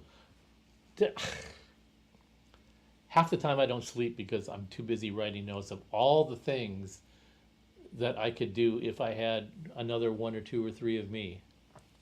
And I don't mean that from an egotistical way. It's just I don't have enough of the qualified personnel that I can hand these projects to and say, run with this ball, run with this ball, run with this ball. We're working on that. We're bringing a couple of people in, but it's really about the excitement and the impulse to try an idea that, I mean, when I showed the LX2 to people originally, they just thought I was out of my fucking mind. You're gonna put 6L6s in a little box like that? You're nuts. You're gonna have broken You're gonna light tubes. You're everybody gonna on fire. that's gonna Yeah. cost you your whole company. Do you know that we've been making that since 2014, that power amp? We haven't broken a single power tube in shipping, not one. Of all the hundreds of those power amps that we've shipped, not a single one of them had a power tube that broke in shipping. I'm just saying, somebody has to take a risk. Somebody has to stick it out there and go, it might get chopped off, but it might not. You know, I mean, that's the way it is. If you want to innovate, that's what you do. I mean, there's this whole concept of thinking out of the box. That's a relatively recent concept.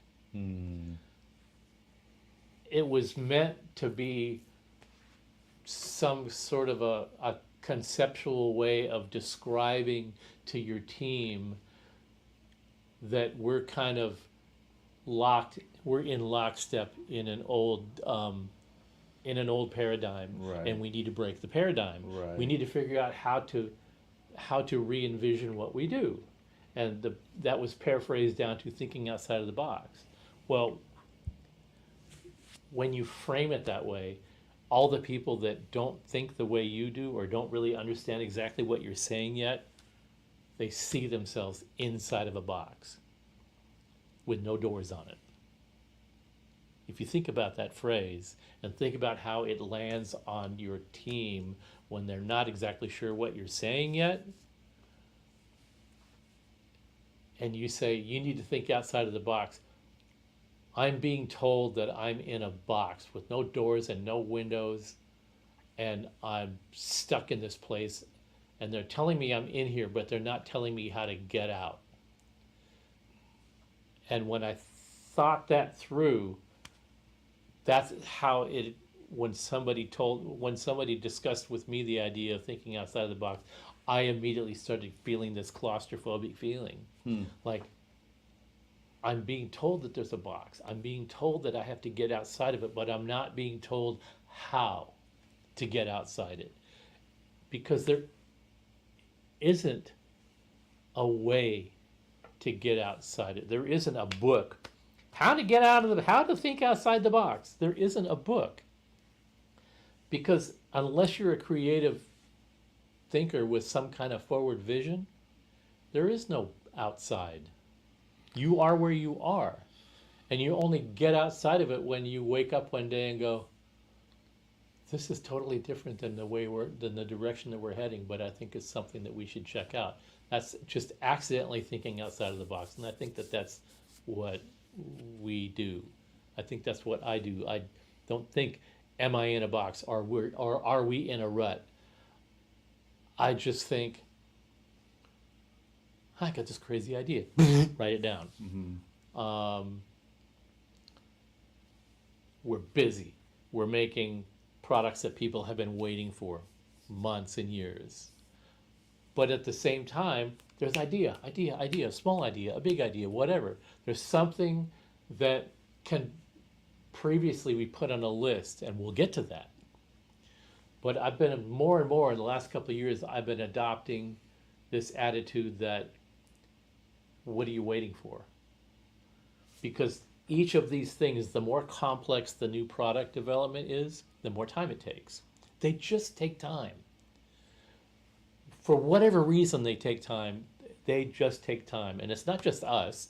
Synergy does it, Voodoo Lab does it, everybody does it. Whenever somebody comes up with a new product, a new project to get from the beginning to the end of, it just takes time because you're on a new path.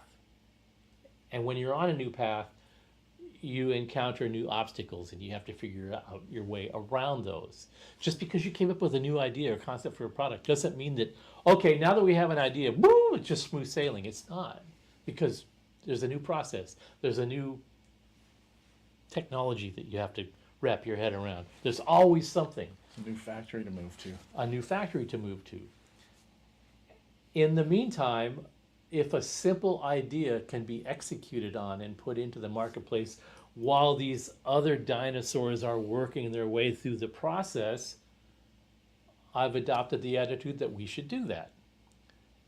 And what does that mean? It means that we have 2, 3, 4, 5, 6 new product ideas in progress. Some of them will get completed, 1 or 2 may kind of, after we get underway and start thinking them through a little more, we kind of go, I don't think this is worth any more of our time or development to proceed with. Something else has already superseded it. That So can happen. reissuing the Nelson Pitbull. Exactly. Or my take on a Marshall. You know, sounds like a fun idea for a minute, but really how much velocity will it have in the long term? Not much. Okay, next. So those things happen. And so where you are in or outside of the box really depends on your mindset. It's a visionary thing. It's an awareness thing. It's like Sting said, always stay on input. Keep that antenna out and energized at all times. Ideas will come to you. I just had one today. Nanu. Some of them are being, Hey, Robert. some of that stuff is being stimulated by the questions we're getting about the Cyclops. So, and it's going to keep happening. And as long as it keeps happening, then that's where we're going to be. You see it. I'm not supposed to say this out loud, Uh-oh. which is why I'm going to say it out loud. Oh, man. Well, Are you answering this question on the screen? yes, I am. Okay. And it's kind, and the reason I'm answering it is because it's somebody, if they don't pose the question tonight, they probably will on another show, which is there going to be an update to change my 2 to a 2 plus? So this question about the 2 plus module is in the same sort of category. It does seem like it would make logical sense to have a 2 plus upgrade of a 2. we didn't come out with the 2 Plus so that all the two owners would have to throw away their shit. On the other hand, some of the 2 owners look at the configuration of the 2 Plus and go, that's not for me, but I really want the sort of tonal enhancements that you did on the 2 Plus, but without what you did on the Gain 2 control. Well, most of that is in there as the way you have it right now, so you don't really need an update. But if you want the 2 Plus update on a 2 head, it's something that we're working on. It's going to be... Oh, that's super cool. It's probably going to cost $200-$300.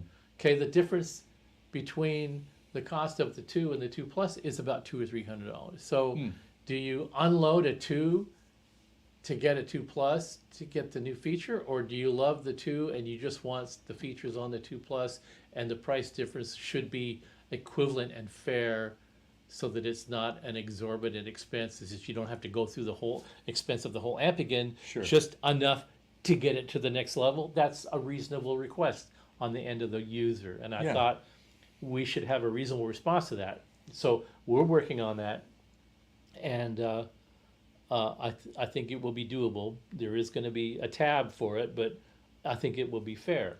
On the Deliverance 2 module, we came out with the module when the 2 came out. So that is the 2, essentially. Yeah. It's that is already the 2. It's already the Yeah. 2. So to make it a 2 Plus, well, there's only a couple of minor little voicing tweaks in there that would make it a 2 Plus. Voicing things, and on one of the channels disabling the gain 2 when you want a cleaner voicing. But a fair amount of what changes is happening in the power amp stage too. So Right. and the other complication there is that we don't make the Synergy module. Synergy makes the Synergy module. Right. So they have to make sure that they don't want to do a thing where they have people sending them modules to get updated. They don't have. Of course. They Yeah. don't have the staff. That's or the, not their gig. They yeah, don't want to do that. they don't want to do that. Yeah. So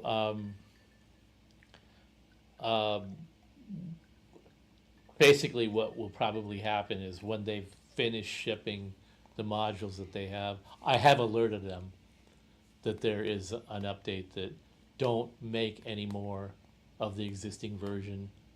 Once you checked and figured out where your stock is, we'll figure out how long it will take to do an upgrade so that the next production run you do will be the 2 Plus version. Oh, shit. They agreed to that. Hey, man, So, that's cool. I mean, and this is again, it's another company. I don't control how they operate. That's So super cool, it's though. step by step by step, and Yeah. and so we're having a dialogue with them about that, and we'll see how it goes. I have to admit, I thought you were just going to say no. So that's really cool. I don't really want to say no Yeah. to something that's reasonable. Well, I mean, it just, you're not Synergy. So, Yeah, that's right. I don't have any control over that all right, process. next one. Can you see that? Yeah, Let me read it. yeah. We get asked this a lot. Could you read it out loud? Sure. This is from Owen. Will there be a new version of the Power Station coming? And he's asking that because it seems like there's low stock everywhere on both the PS2 and the PS100. Okay, we get. So it's like, are they not in shops because there's a new one coming? Yeah, and we get that. We get that question a lot, and based on that same sort of suspicion that, why is the stock low? Okay. Not trying to throw anybody under the bus, but we continually ask our dealers to give us projections. Go look at your sales records, see how many power stations you're selling every month, and then give us advance orders based on your next 3 months of operations. For the last year, Dealer X, you've done X number of power stations every month religiously. But whenever you don't order until you run out. And then when you run out, you come to us and say, we're run out, send us some more. Well, we run production too. We have inventory too. We have to buy, we have to produce, we have to build, we have to QC, we have to box, and we have to ship. All of that stuff takes time. So if you give us orders in advance enough so that when you run out of stock, you've got another order right on the way behind it, you won't be out of stock all the time. And let me tell you how many dealers of all of our dealers listen to that advice and execute on it. Zero. Zero. They all wait until they're out of stock and then they give us an order. And every single dealer does that. And so every single dealer Lags everywhere. gives us an 8 to 12 week, they force an 8 to lag time on us that wouldn't happen if they would just anticipate their needs even 60 days in advance. They don't do it. Gosh And darn it, as all a I result, they build up back orders, and then they come to us and they go, you know, we need 20 of each of these. Stat. Like, no problem. We'll be happy to ship you 20, and they'll be 12 weeks from now. Why so long? Because there's 8 other dealers in front of you that also didn't anticipate their needs, and they're waiting 4, 6, and 8 weeks. So then there's a 10-week window and a 12-week window, and you missed all of them. And the result is that people send us emails, are you guys out of business? Are you changing the model? Because everywhere I go, they're out of stock. And we can't control that. That's the dealers not anticipating their needs accurately, and they end up out of stock all the time. And they expect us to just go, oh, okay, well, we'll send you 100 tomorrow. Well, that ain't gonna happen.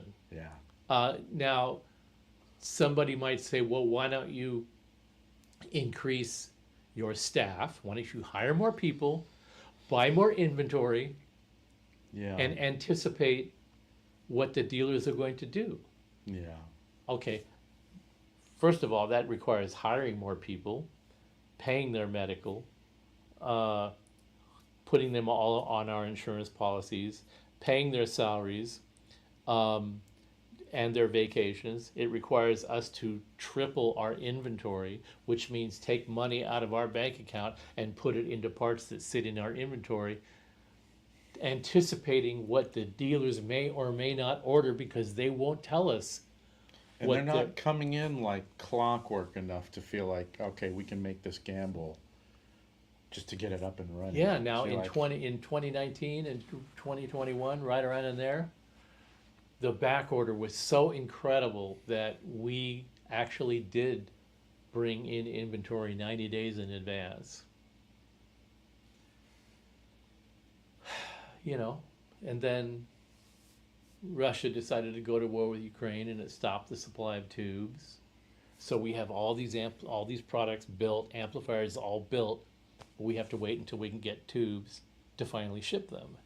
So I remember when we were doing the first season of the Malcontents, and we had an episode where I think we showed on the screen the map of all of the ships waiting in Long Beach Harbor. Yeah. And your ship with all this inventory that had been out there for a month, yeah, just sitting out there waiting to come in to port. yeah, we would drive down to. I remember you drove. Yeah, we played a video of you guys driving down. We there drove see your down ship. we drove down to the port of Los Angeles because there's this online application where you can go online and you can identify your ship It's and so see cool. where it is, and it's like, oh, it's right out there off the port of San Pedro. It's like right next to Catalina Island. So we drove down there and looked at our ship out there and identified it by the name on it. Yeah. And they're sitting out there anchored. And not only are they sitting out there anchored, but if you looked at the whole map of the coast of California, there were container ships backed up behind those ships all the way down to San Diego. Damn. Some of them were actually off the coast of Tijuana. Wow. And they're sitting there. These crews 2021 was awesome. these crews are sitting on these these container ships for weeks, just sitting on the ship, getting suntans because there isn't a thing that they could do until there was enough port capacity for them to unload their parts. It was insane. So we've never not dealt with logistics issues that impact the end user. Yeah. But these days, most of it is, now that the economy is not like raging out of control like it was before, it's sort of leveling off a little bit. The dealers are, okay, understandably trying to be a little bit more careful with their open to buy dollars and how much money they're going to spend on inventory and blah, blah, blah. But we're doing the same thing. Sure. Everybody's doing the same Sure. thing. But the customers are still, I want this. And we'd love to give it to you. But the math is the math. And Every time I walk into the shop, there are power stations being assembled. and I being see it shipped. every single time I'm in there. They're being shipped. And for one or two of our dealers, every time that we ship to them, by the time they receive the shipment, they've pre-sold everything. And that's, again, we know that. We know that. We have their inventory reports. We know that every power station that they order from us that we're going to ship, It's already sold. whether it's 5 or 10 or 50 or 100, they've already got a customer list waiting for who's going to get those. Yeah. So they're not giving us an order for stock. They're giving us an order that by To the time fulfill they receive it, pre-orders. it's all gone. Yeah. And they're not adding another 20% to cover the guys that just got in on the end of the train and That's went, interesting. I just heard from such and such dealer that they're getting a shipment from you in 2 weeks. So I'm going to place an order. And then we get the email, hey, 2 weeks ago I was told that they would have this stuff in 2 weeks, and I just contacted them and I placed an order and they said they don't have any stock. When are you going to ship? No, we did ship. Yeah, I mean, it may speak to how close to the edge dealers are It could financially. be. It could be. Like they have to do business that way. It may be possible. So anyway, I don't know. Owen, thanks for the opportunity to vent on that. No, we're not holding back inventory because we're going to drop a new version on people. Just go to whatever is your preferred dealer and put one on reserve. We ship every 2 weeks religiously to as many dealers as gives us orders that we can fulfill, and they will have them. There's some dealers that are just better at turnover than other dealers. But here's another thing that happens. All your dealers are out of stock. This one particular dealer has 3 of the unit that you're looking for. Yeah, well, I don't want that one. Well, why not? Well, because my dealer is offering an extra 5% off. But you told me, you sent an email to our customer support department and said, all of your dealers are out of stock. I want a Power Station 100 right now. And we gave you the name of a dealer and we'll give it to you right now. What you didn't say is, the dealer that I want to buy it from doesn't have it right now. I want to buy it from that dealer because I'm going to save 5% plus free freight. We don't get that email from that customer. We get, everybody's out of stock. Are you guys out of business? So if you're going to contact our customer support and ask them about when they could get something, it would be polite and helpful to tell us the real story why you're asking. I want to know when this dealer is going to get it because I put an order in at the special price and I know when I'm going to get that. That's a different question and gets a different answer, right? And we're happy to answer that question, but ask the question the right way. This is some venting going on Yeah, right now. yeah. And because we're trying to help the dealer and the customer, and they're all kind of going out of their way to make, they're like we're trying to fake people out or something like that. We're just trying to deliver. Yeah, I hear you. Okay, here's another one. I'm not going to name this person. Yes, I am. N4P226R asks, anyone know, that's normally like the name of a troll, right? Yeah. I'm just kidding. Yeah. Whoever you are. Anyone know if you can use the Cyclops with 2 preamps into an amp effects return instead of using the power station. So essentially, is the Cyclops like an AB switch? Can you use it as such outside of using The it with- previous question that I answered about how to use 2 preamps on a power station with the Cyclops instead of a head and amp, it's the same answer for using the Cyclops to switch 2 preamps into the effects return of an amp, which is, yeah. You use the amp in and the from power station line out as the amp as the preamp return, and then the 2 power station line in jack is the output that you would send to the effects return of your amp. That's how you would use the Cyclops as a dual AB amp for 2 preamps. That was speedy. Okay, you get to talk about another. I don't know if you know this one, but what's your take on an orange OR120? What year? I don't know, but it looks like he's got an orange cab in that picture. Is that a Mesa something or other on top of there?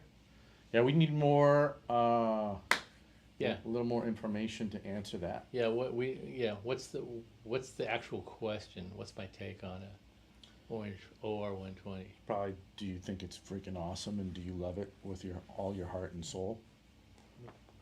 I did play. What do you? Let's talk orange for a minute. Very interesting. I don't know really crap about orange. I've Very carried one of the interesting. old 412 cabs, and that's about Very interesting amp during its time. Mhm. There was a time when they first came it. out. Is this early 70s? Yeah, that was an amp that was designed by someone who just decided, I don't care what the spec sheet says, I'm going to throw as much plate voltage on those tubes as I can before they catch fire because I think it sounds great. Yeah. And that's the way people did things back Like in that whole day. Marshalls sound great when they sound like they're going to be on fire. Yeah, yeah. That's what we're after. Let's do that. OR120 came out of the same mentality that produced the Marshall Major, which is, well, we'll just put them out there and see how many of them actually catch on fire. But they'll sound But they'll sound great before they do. Yeah. And maybe even cool for a while after they do. You know? I mean, Yeah. worse things have happened. But before they went to circuit boards, they were really good. Now, I'm the first person that will say that's a bullshit answer. And That's I'm funny gonna to hear coming out of your mouth. I'm going to qualify that by saying it wasn't just that they were circuit board amps. The next generation of oranges, it's not that they were circuit board amps, is that they were such poorly executed circuit board amps, and they used components with really skinny leads on these circuit boards, so that the parts would dangle off the boards and vibrate because the amps were so loud that the parts would literally fall off of the boards. That wasn't because they were circuit board amps. It was because they were crappy. it was because they were not engineered to be roadworthy, which they could have been. I mean, the same era of Marshall amps that had circuit boards that were single-sided circuit boards, they had the brains to mount buy the parts and mount the parts in such a way that the product vibration wouldn't be an issue. But that kind of manufacturing experience probably didn't exist Sure. at the time for Orange. Right. And as a result, they made a production run of amps that was just guaranteed to fail as soon as the When did those start hitting the shelves? And This- were you doing repairs by then? circuit board ones. Yeah. It had to be around 74, 75, around there. Okay. No, I wasn't doing repairs at that time. I was out touring a lot. But how I know about that is the other guitar player in my band had one, and Just when you It were just- playing in the Arctic Circle? yeah, pretty much. No, this was in Canada, but the other guitar player had an OR120, and it sounded really good until it just stopped making any sound, and when we opened it up, a capacitor just fell out of the box. And it was an audio coupling capacitor, so it just like the signal from the preamp stopped getting to the power amp because the part just dropped off of the board. And actually, what's really funny about that was that guy was really brutal on gear anyway. He was brutal on gear. Yeah, yeah. Let's go home. And I ended up getting fired from that band, and the reason is because that amp died. The gig that we were doing was near where I lived. He knew I had the concert. Oh. He wanted me to drive home and get the concert and bring it back to the gig So he could For- thrash it. for him to use so he could thrash it. And I know he would have full right hand sweep the thing and blown all the speakers. And I Yeah. just went, You're like, kiss my ass. I just said, it's not working right now. It doesn't have any tubes in it. And Yeah. and he goes, you're lying. And I go, no, it doesn't have any tubes in it. I was lying. And then he came over to my place so we could work on an arrangement of some songs, and I was playing through the amp. Oh, you got tubes for your amp? I said, yeah, I just got them. And he looked in the back. Those tubes are old. And then about a week later, he just like didn't talk to me for about a week. And then a week later, I got fired from the band. He was mad. He was so mad. I wouldn't bail him out, but I just didn't. In those That's days, so weird, man. when you're kids, The lack of self-awareness, though. Like, why wouldn't he let me? Like, do you ever think about that? Oh, because I treat all my stuff like shit. hey, we had the sound guy we had a guy that traveled with us, a sound guy, who was also a repair guy. He had a repair business, so he could fix everything. And I said, why don't you just give it to Jeremy and have him fucking fix it? I just told you what was wrong with it. Go tell Jeremy to fix it. And Yeah. And It's the principle of yeah, that. it was the principle. It was the principle. You wouldn't let me use your amp, Yeah, man. yeah. Fuck you. Yeah, well, I guess Yeah. that tells you something about how important that gig was to me at the time. I mean, at the end of the day. Yeah. Let's see. Do I let her destroy a really pristine '63 concert amp, or do I really need this gig that bad? I don't really And need a it's, gig that it's bad. sitting right there, and it is still pristine. Yeah, And it sounds killing. and it thanks me every day that I didn't let. Was it 2 Malcontents seasons ago Yeah, that we pulled it out and we were Yeah. having fun with those? yeah, with the My super with the, and with the IRs. That was a great episode. Yeah. We it had was a lot super of fun with that. We learned a lot too. Yeah. Okay, here is another power I station. called myself out. I sure did. Kinda, not really. No, that's fine. Well, it gave you the opportunity to kind of explain. Yeah. Hey Darth, let me just answer that question. Yeah, we have been talking to them. Oh, that's this one. We'll go back to Kurt's question. It's an ongoing conversation. Yeah, it's an ongoing conversation. We haven't finalized anything yet, but you know, we want to work with every dealer that really wants to serve their customers well, and Sweetwater is one of those. And in the past, we've had ongoing conversations with them from time to time, and we decided to pull the reins in on that because we didn't feel like we had enough production turnover to take care of them adequately. And That's fair. Musicians Friend and Guitar Center, whatever you think about them, it is a good company to work with. They've treated us very well, and they've done really well with our product, and we have a great working relationship with them. So we don't want to tarnish that relationship just by going out and saying, we need more dealers. We don't need necessarily more dealers. We only want to work with dealers that we think will do a good job representing our brand. And we're in a fortunate position of being able to not be picky and choosy, but just ask the right questions and start the relationship off on the right foot. It's got to be symbiotic. It's It got has to to be be. something Has to that's be a two-way like, street. Yeah, yeah. Yeah. It's not a cash grab, like, yeah, let's get in there and sell a bunch of units, and then, yeah. Like, you want it to be a relationship. Yeah. Like a real relationship. And the seeds of the relationship are there because the buyer at At Sweetwater is the buyer that we used to work with when he worked at Musician's Friend. You know, So my it's an incestuous little industry all the way around. I have a good friend. Man, what year did I meet him? 2001 in Denver, and he's worked for Sweetwater. I think he was working for them then, and he's one of the prime sales rep guys. Mm. Like he's been there forever, Mm. and as far as I know, he still loves it there. Mm. He relocated. He's been in Indiana, but Yeah. Robert Williams, Mm. great Mm. guitar player, musician, and great dude. Okay, so what is the The other other question question? that you were gonna have me answer? Yeah, and then we're getting towards the end here. Yeah. All right. It was. I'm a lefty, so I always have to. Oh, poor guy. Oh, that Start. lefty guitar one. Yeah, he's I'll be always left fine with a hanging. wait list. I'm a lefty, so I'm, Sorry. you said 3 months, no matter.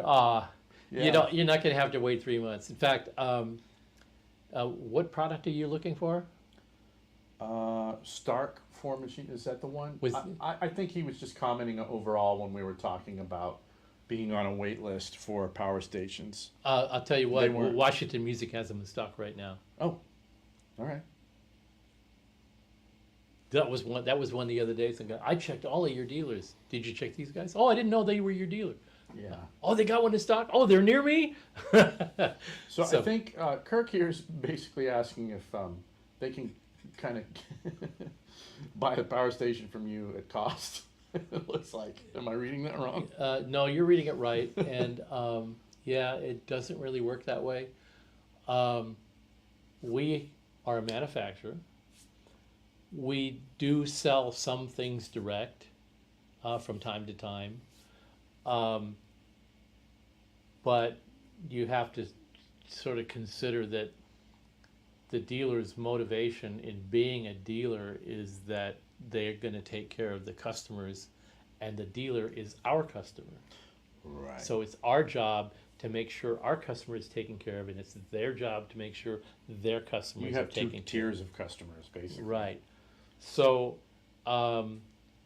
in the case of when we have something on our web store, we usually have it on the web store because sometimes the item on our web store is too esoteric for the dealer to want to deal with, like some oddball foot switch or Right. certain Or kinds of particular things. cover. Or Yeah, some something. kind of an accessory or a part, right, Yeah. that they don't want to deal with. That's primarily what our web store is for. But what we don't want to do is compete with the dealers, because if they feel like that we're competing with them or undercutting their prices, then their attitude is, well, why am I carrying your product? You can just sell it directly to your end course. user. We're not Right. really set up to do that, and we don't have the staff to manage that. So we don't have, there's no benefit for us to sell directly to the end user, because you actually wouldn't pay any less. You'd pay the same price that you would pay to the dealer. We give the dealer an extra percentage in order for them to handle all of the stuff that goes along with managing their relationship with the buyer, the customer, and the marketing, And returns and shipping and logistics all of that and the stuff. Yeah, communication. so they are doing a job They're that- important, man. that they are uniquely suited and set up to do, and we are not. You either have to use the existing model with dealers with the pricing structure as is, or you'd have to cut out all dealers and go, this is our pricing, because it's just not fair to have two different Right. tiers. Right. Yeah, just come through us and you can get it a lot cheaper. And the dealers are going, you're just undercutting me. Yeah, but why are we working with you? But we did have a direct to end user model when the power station first came out, because we were going to the dealers and going, you can move these things, and they're like, Oh, what they is it? weren't. What is it? And you're like, this is the only way we're going to get them out there. Yeah. That's interesting. I But didn't know we that. sold them at the same price that the dealers eventually sold them at, and the reason was because if we're going to deal with the end user, then we absorb the cost and the manpower to manage that. Again, the same thing that the dealers do. Yeah. The marketing, the logistics, the shipping, the warranty repairs, all of that kind of stuff. So there isn't any extra fluff money in there that somebody is just sticking in their pocket and not working for. Everybody's working for something, and everybody is doing a job that's valuable that they need to be paid to do. So if you buy it directly from us, you pay the same price that the dealer would charge you, because everybody has to do that job. Somebody has to do it. Yeah. And if somebody's doing the job, they have to get paid to do it. All right. Let's take 3 more questions. got 3 more questions, it looks like. Okay, Then we'll get out. okay. Last call. Okay, power station question from Kevin Leary Guitar. Getting an out of phasing condition when I'm cranking my Marshall non-master volume into the power station at low volumes while using the effects loop.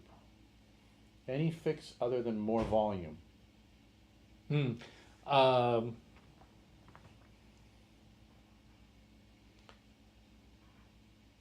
Effects loop, and when you turn the volume down, you're phasing. Okay, that might be an early power station. I'm guessing it's probably a PS1. A PS1. When they first started coming out, people were just using it like a traditional attenuator. Mm-hmm. So the first year, it was just, it works. Yes. You know, Yeah. it does what you advertised. Right. As we went along and the buyer got more sophisticated, the user got more sophisticated and found other ways to use it, and more people started playing at quieter and quieter volumes, and started uncovering little sort of issues like this, which is, look, when you're cranking an amp into the power station, it's dissipating a lot of energy into that box.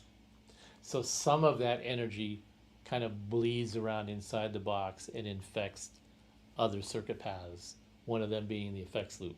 So if you turn the volume on the power station down below a certain threshold, you would start to hear the bleed of the really blasted cranked amplifier kind of bleeding past the effects loop, and you'd hear And a then little it's going to phasing. phase. Yeah, cancel. yeah, Got yeah. it. Okay. So later on, we refined the signal path to eliminate some of that bleed. And the early PS1s, that was never an issue. It never got brought up, and we didn't really pay much attention to it until later on it became an issue. So there is a little bit of a wiring layout tweak inside that can be done to reduce that. If you turn it all the way down to 0, it wasn't really designed to do that. It was designed to bring your amp down to a tolerable volume for gig volume or rehearsal volume or whatever. More and more people wanted to use it as a bedroom volume solution. Yeah. Oh, Kevin's saying it is on an early one. Yeah. So he's confirming Yeah. that. And what's interesting about that is we always recommend Holy crap. the PS2. You were wonderful. Thank you. We always recommend the PS2 for the super low volume conditions because you absolutely have no reason to get the PS100. You don't need the 2-channel function, and you don't need that power Sure. to play at bedroom volume. Yeah. But whenever somebody emails and says, I only play at bedroom volume at very low volumes, and I'm trying to decide between the PS2 and the PS100, which one should I get? The first thing we tell them is we reply with the link to the video that you did where we talk about which one is ideal for your situation. Right, that was last summer. Yeah. And then Yeah. we say Oh, wait. Which one? The early one? the which one. Which one? Oh, okay. The which yeah, one video. yeah. We include a link to that, and we also explain if you're only playing at bedroom volume, you absolutely do not need the PS100. Don't waste your money. Right, definitely. And the customer will almost invariably say, "Thanks for the feedback. I want a PS100." Give me the PS100. Yeah. Let's go. Here's my credit card. But anyway,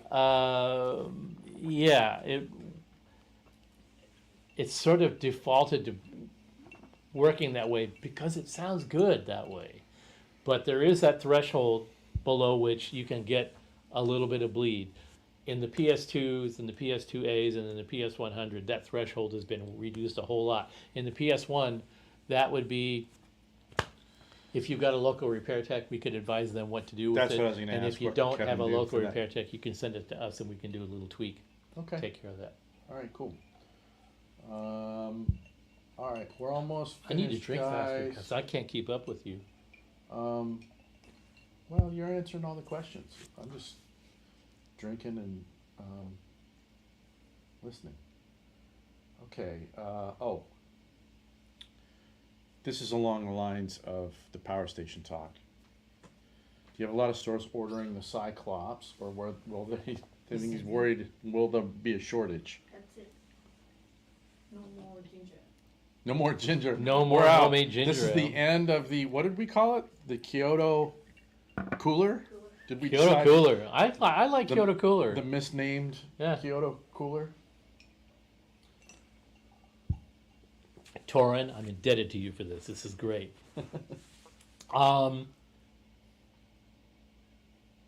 Say again, what? So this is, I think, on the piggybacking on the dealers running low on power stations. Oh, yeah. This basically, you know, Well, we orders placed for Cyclops. yeah, will there we be a gave the shortage? dealers all the release information, and then we got Oh no! Show that to Michael. and then we got sabotaged by a parts issue. So the end result is the dealers basically wiped out all of the production of our first production in advance before we got a chance to ship any of them. Oh, So in a couple of weeks, that will all get resolved. So I apologize for the delay on that. I will make sure that it'll be worth the wait. And holy crap, look at this. Look at this. You we guys did are- that. You guys are a couple of lushes. Look at that. I thought that we were going to try a couple of sips of that and go, that's a nice little specialized sort of rum, and we need to sort of like be careful with I that. only had a one. That was my question. Uh, Did Nico-chan Nico-chan participate? only had one. You had one. This is the third you've sent to me. Yeah. This is your third. Yeah, you're getting to the end of your second. Oh my gosh. Do we know what the recipe is so that we can give Torin the recipe? I bought some cooler. You What? can just Google it. We I just should- use the homemade ginger. Oh, okay. Bowstone cooler, you get the blend. Yeah, you can. This stuff will taste great in a Boston cooler. Michael says, pure awesomeness. But did you notice this? It said cast finished rum, Yes. cask finished. Yeah. I wonder what the cask is. I do not know squat about rum. I don't even know what the typical rum cask It is. might be a. It might be a. I know whiskey. That's Might be it. a whiskey cask or whatever cask they use. I mean, well, I don't know. Like Anyway, rum dude. is typically. Anyway, dude, that was an awesome. So it's 40% ABV, so it's not like super knock you on your butt. So, you know, this is entering my third, and I'm a little buzzed, but I'm not. Yeah. It's not problematic. So anyway, just Braxel, hang in. They're coming quite soon. They will be there. Yeah. Okay. So, So Trug's asking what we're Yeah. drinking. We're answer that, and then we got one more we're question. drinking coming in. we're drinking Minoki rum. It's a Japanese rum, a coral filtered rum. It's a gift from Michael Torin, and Nika-chan figured out a Boston cooler recipe, which is a rum drink. Only she made her own homemade ginger ale, Yeah. which is real ginger and sparkling water. Oh, Mark for the win. So they have their own oak casks, a unique Japanese oak variety of Japanese oak. We're I just presume. learning more about this as we go. Man, the people who hang out on the show are so cool. Okay, we got one more question. One more. And then I've got a Shut it little down. trivia after No, that. not that one. That's a funny one. Where was it? Right here. Anything to say about the Sig X? Did I simply miss out on the Sig X's? I can't even find used ones anymore. Will they ever be made again? The Sig X is a funny animal. Yeah, people love them. After COVID, when we started cranking up production again, we had decided that the amps were all going to come back, and the amps had been dead for a number of years because big amps were just dead for a number of years.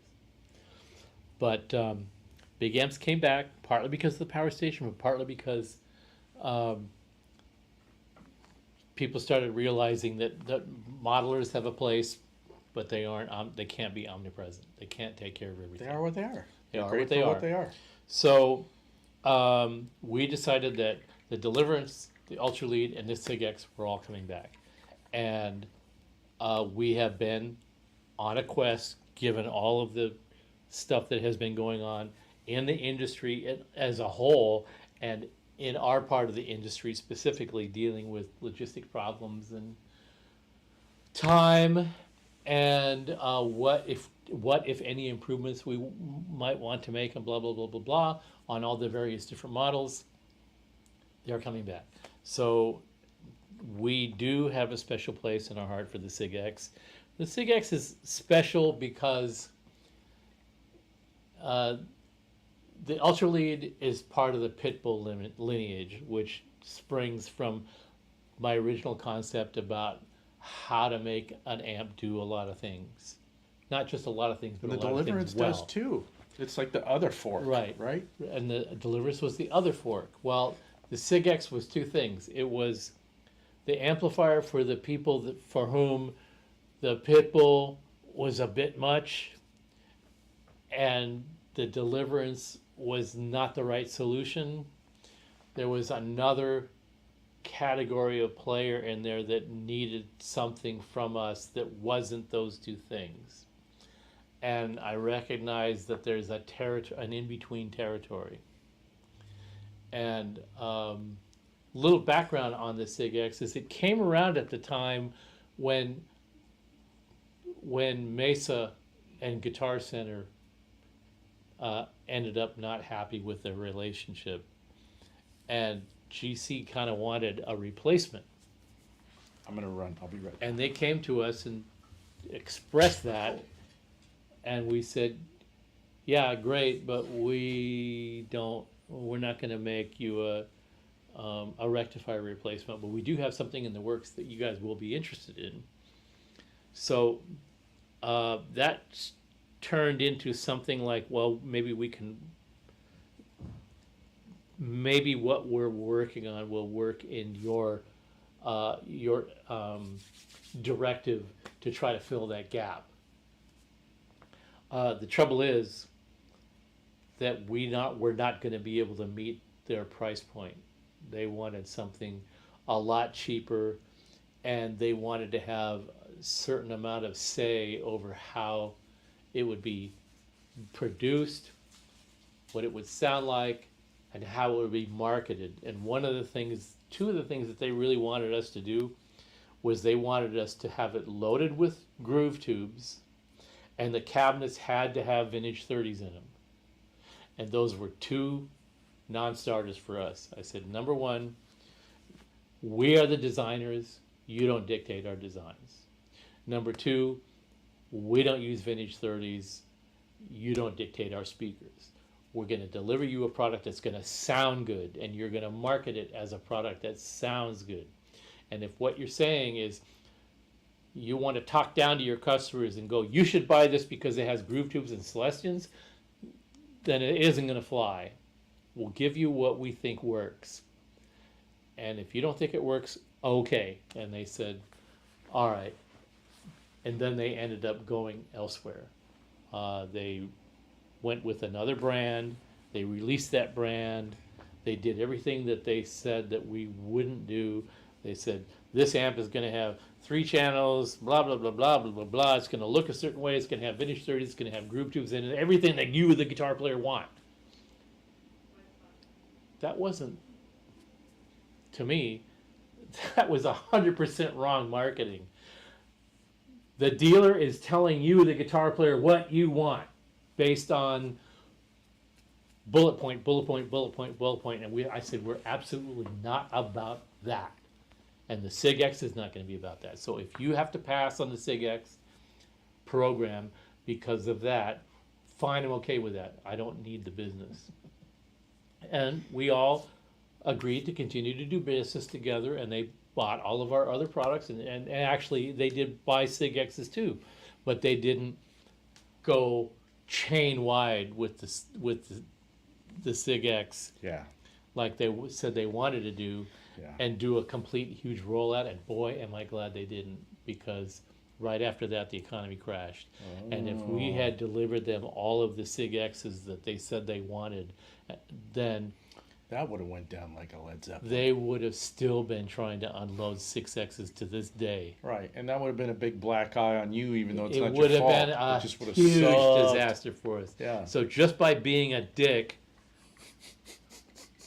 and refusing to knuckle under to somebody else's marketing proposition, we saved ourselves a lot of anguish. So that was one part of the Sig X mission that was sort of a self-fulfilling prophecy. The other part of the Sig X was the name Sig X. At the time, the concept of the Sig X, and I know you're not going to believe this, you're going to go, wow, that's really outrageous that you would even think that way. But the genesis of the Sig X was entirely out of a rant. Why is that not surprising? And look how happy you are recounting that. This is the rant. This was the rant. At the time, I was so bent out of shape about all of the signature amplifier models that were coming out from all these companies. Why? Why should that bother me?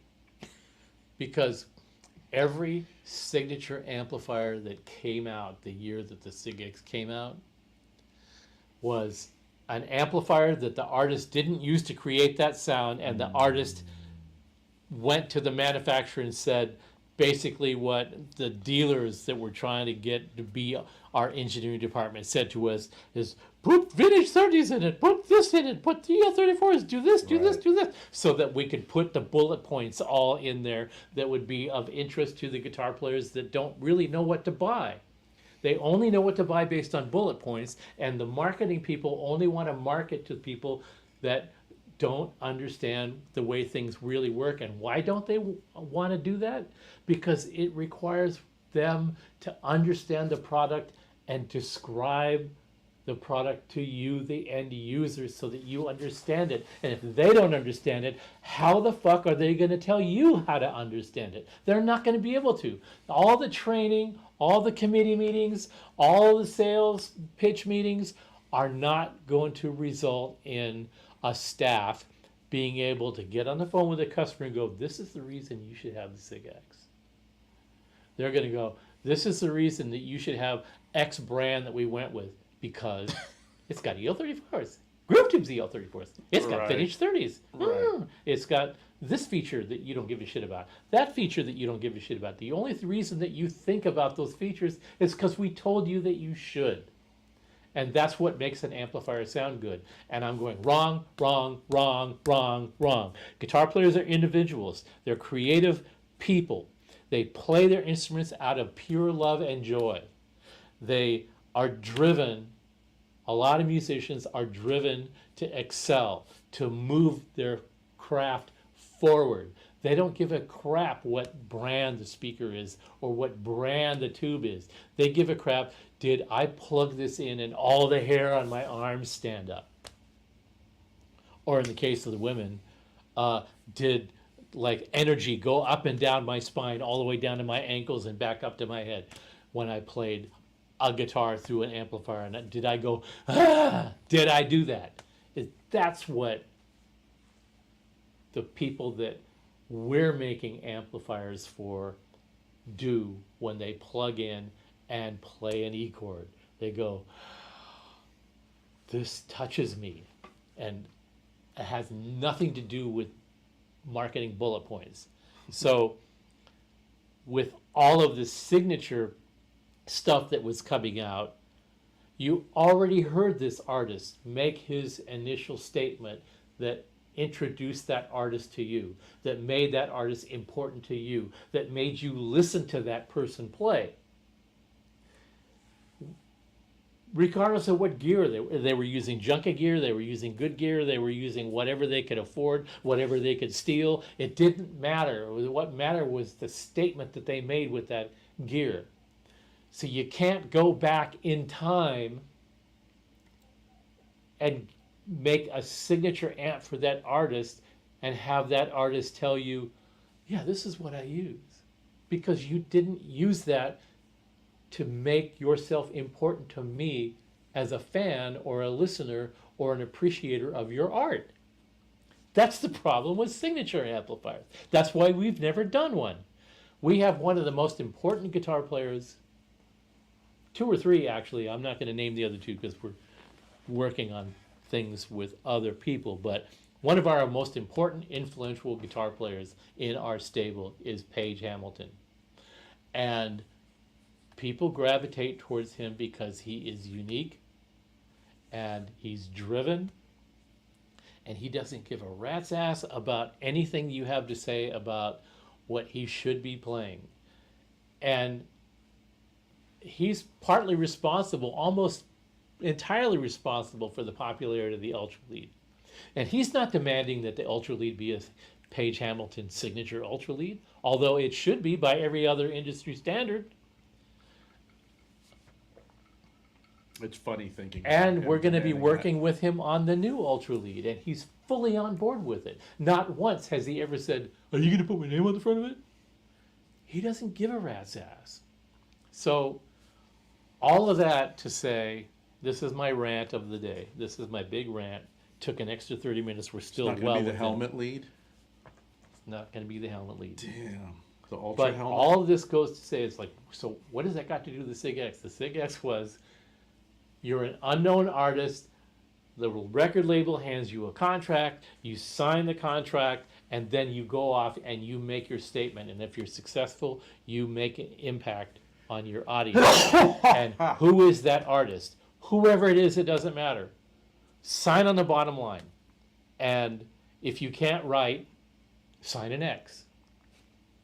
And that's what I said to my people when we were sitting around at lunch one day going, what do you think we should call this new model? And I said, you know what?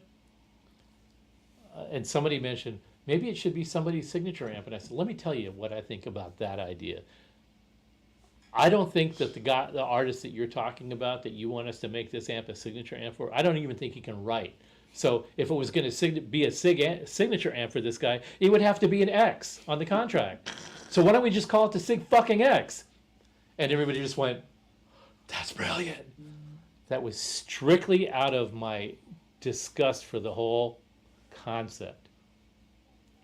And honestly, I think that when people look at that amp and they see that logo, I think that just the logo design itself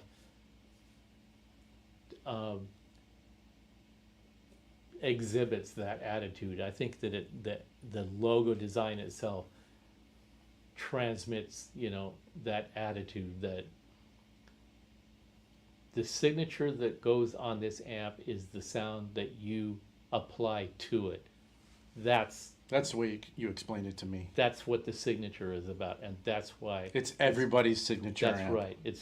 It's anybody's amp until you put your signature on it, and then it's your amp. Yeah.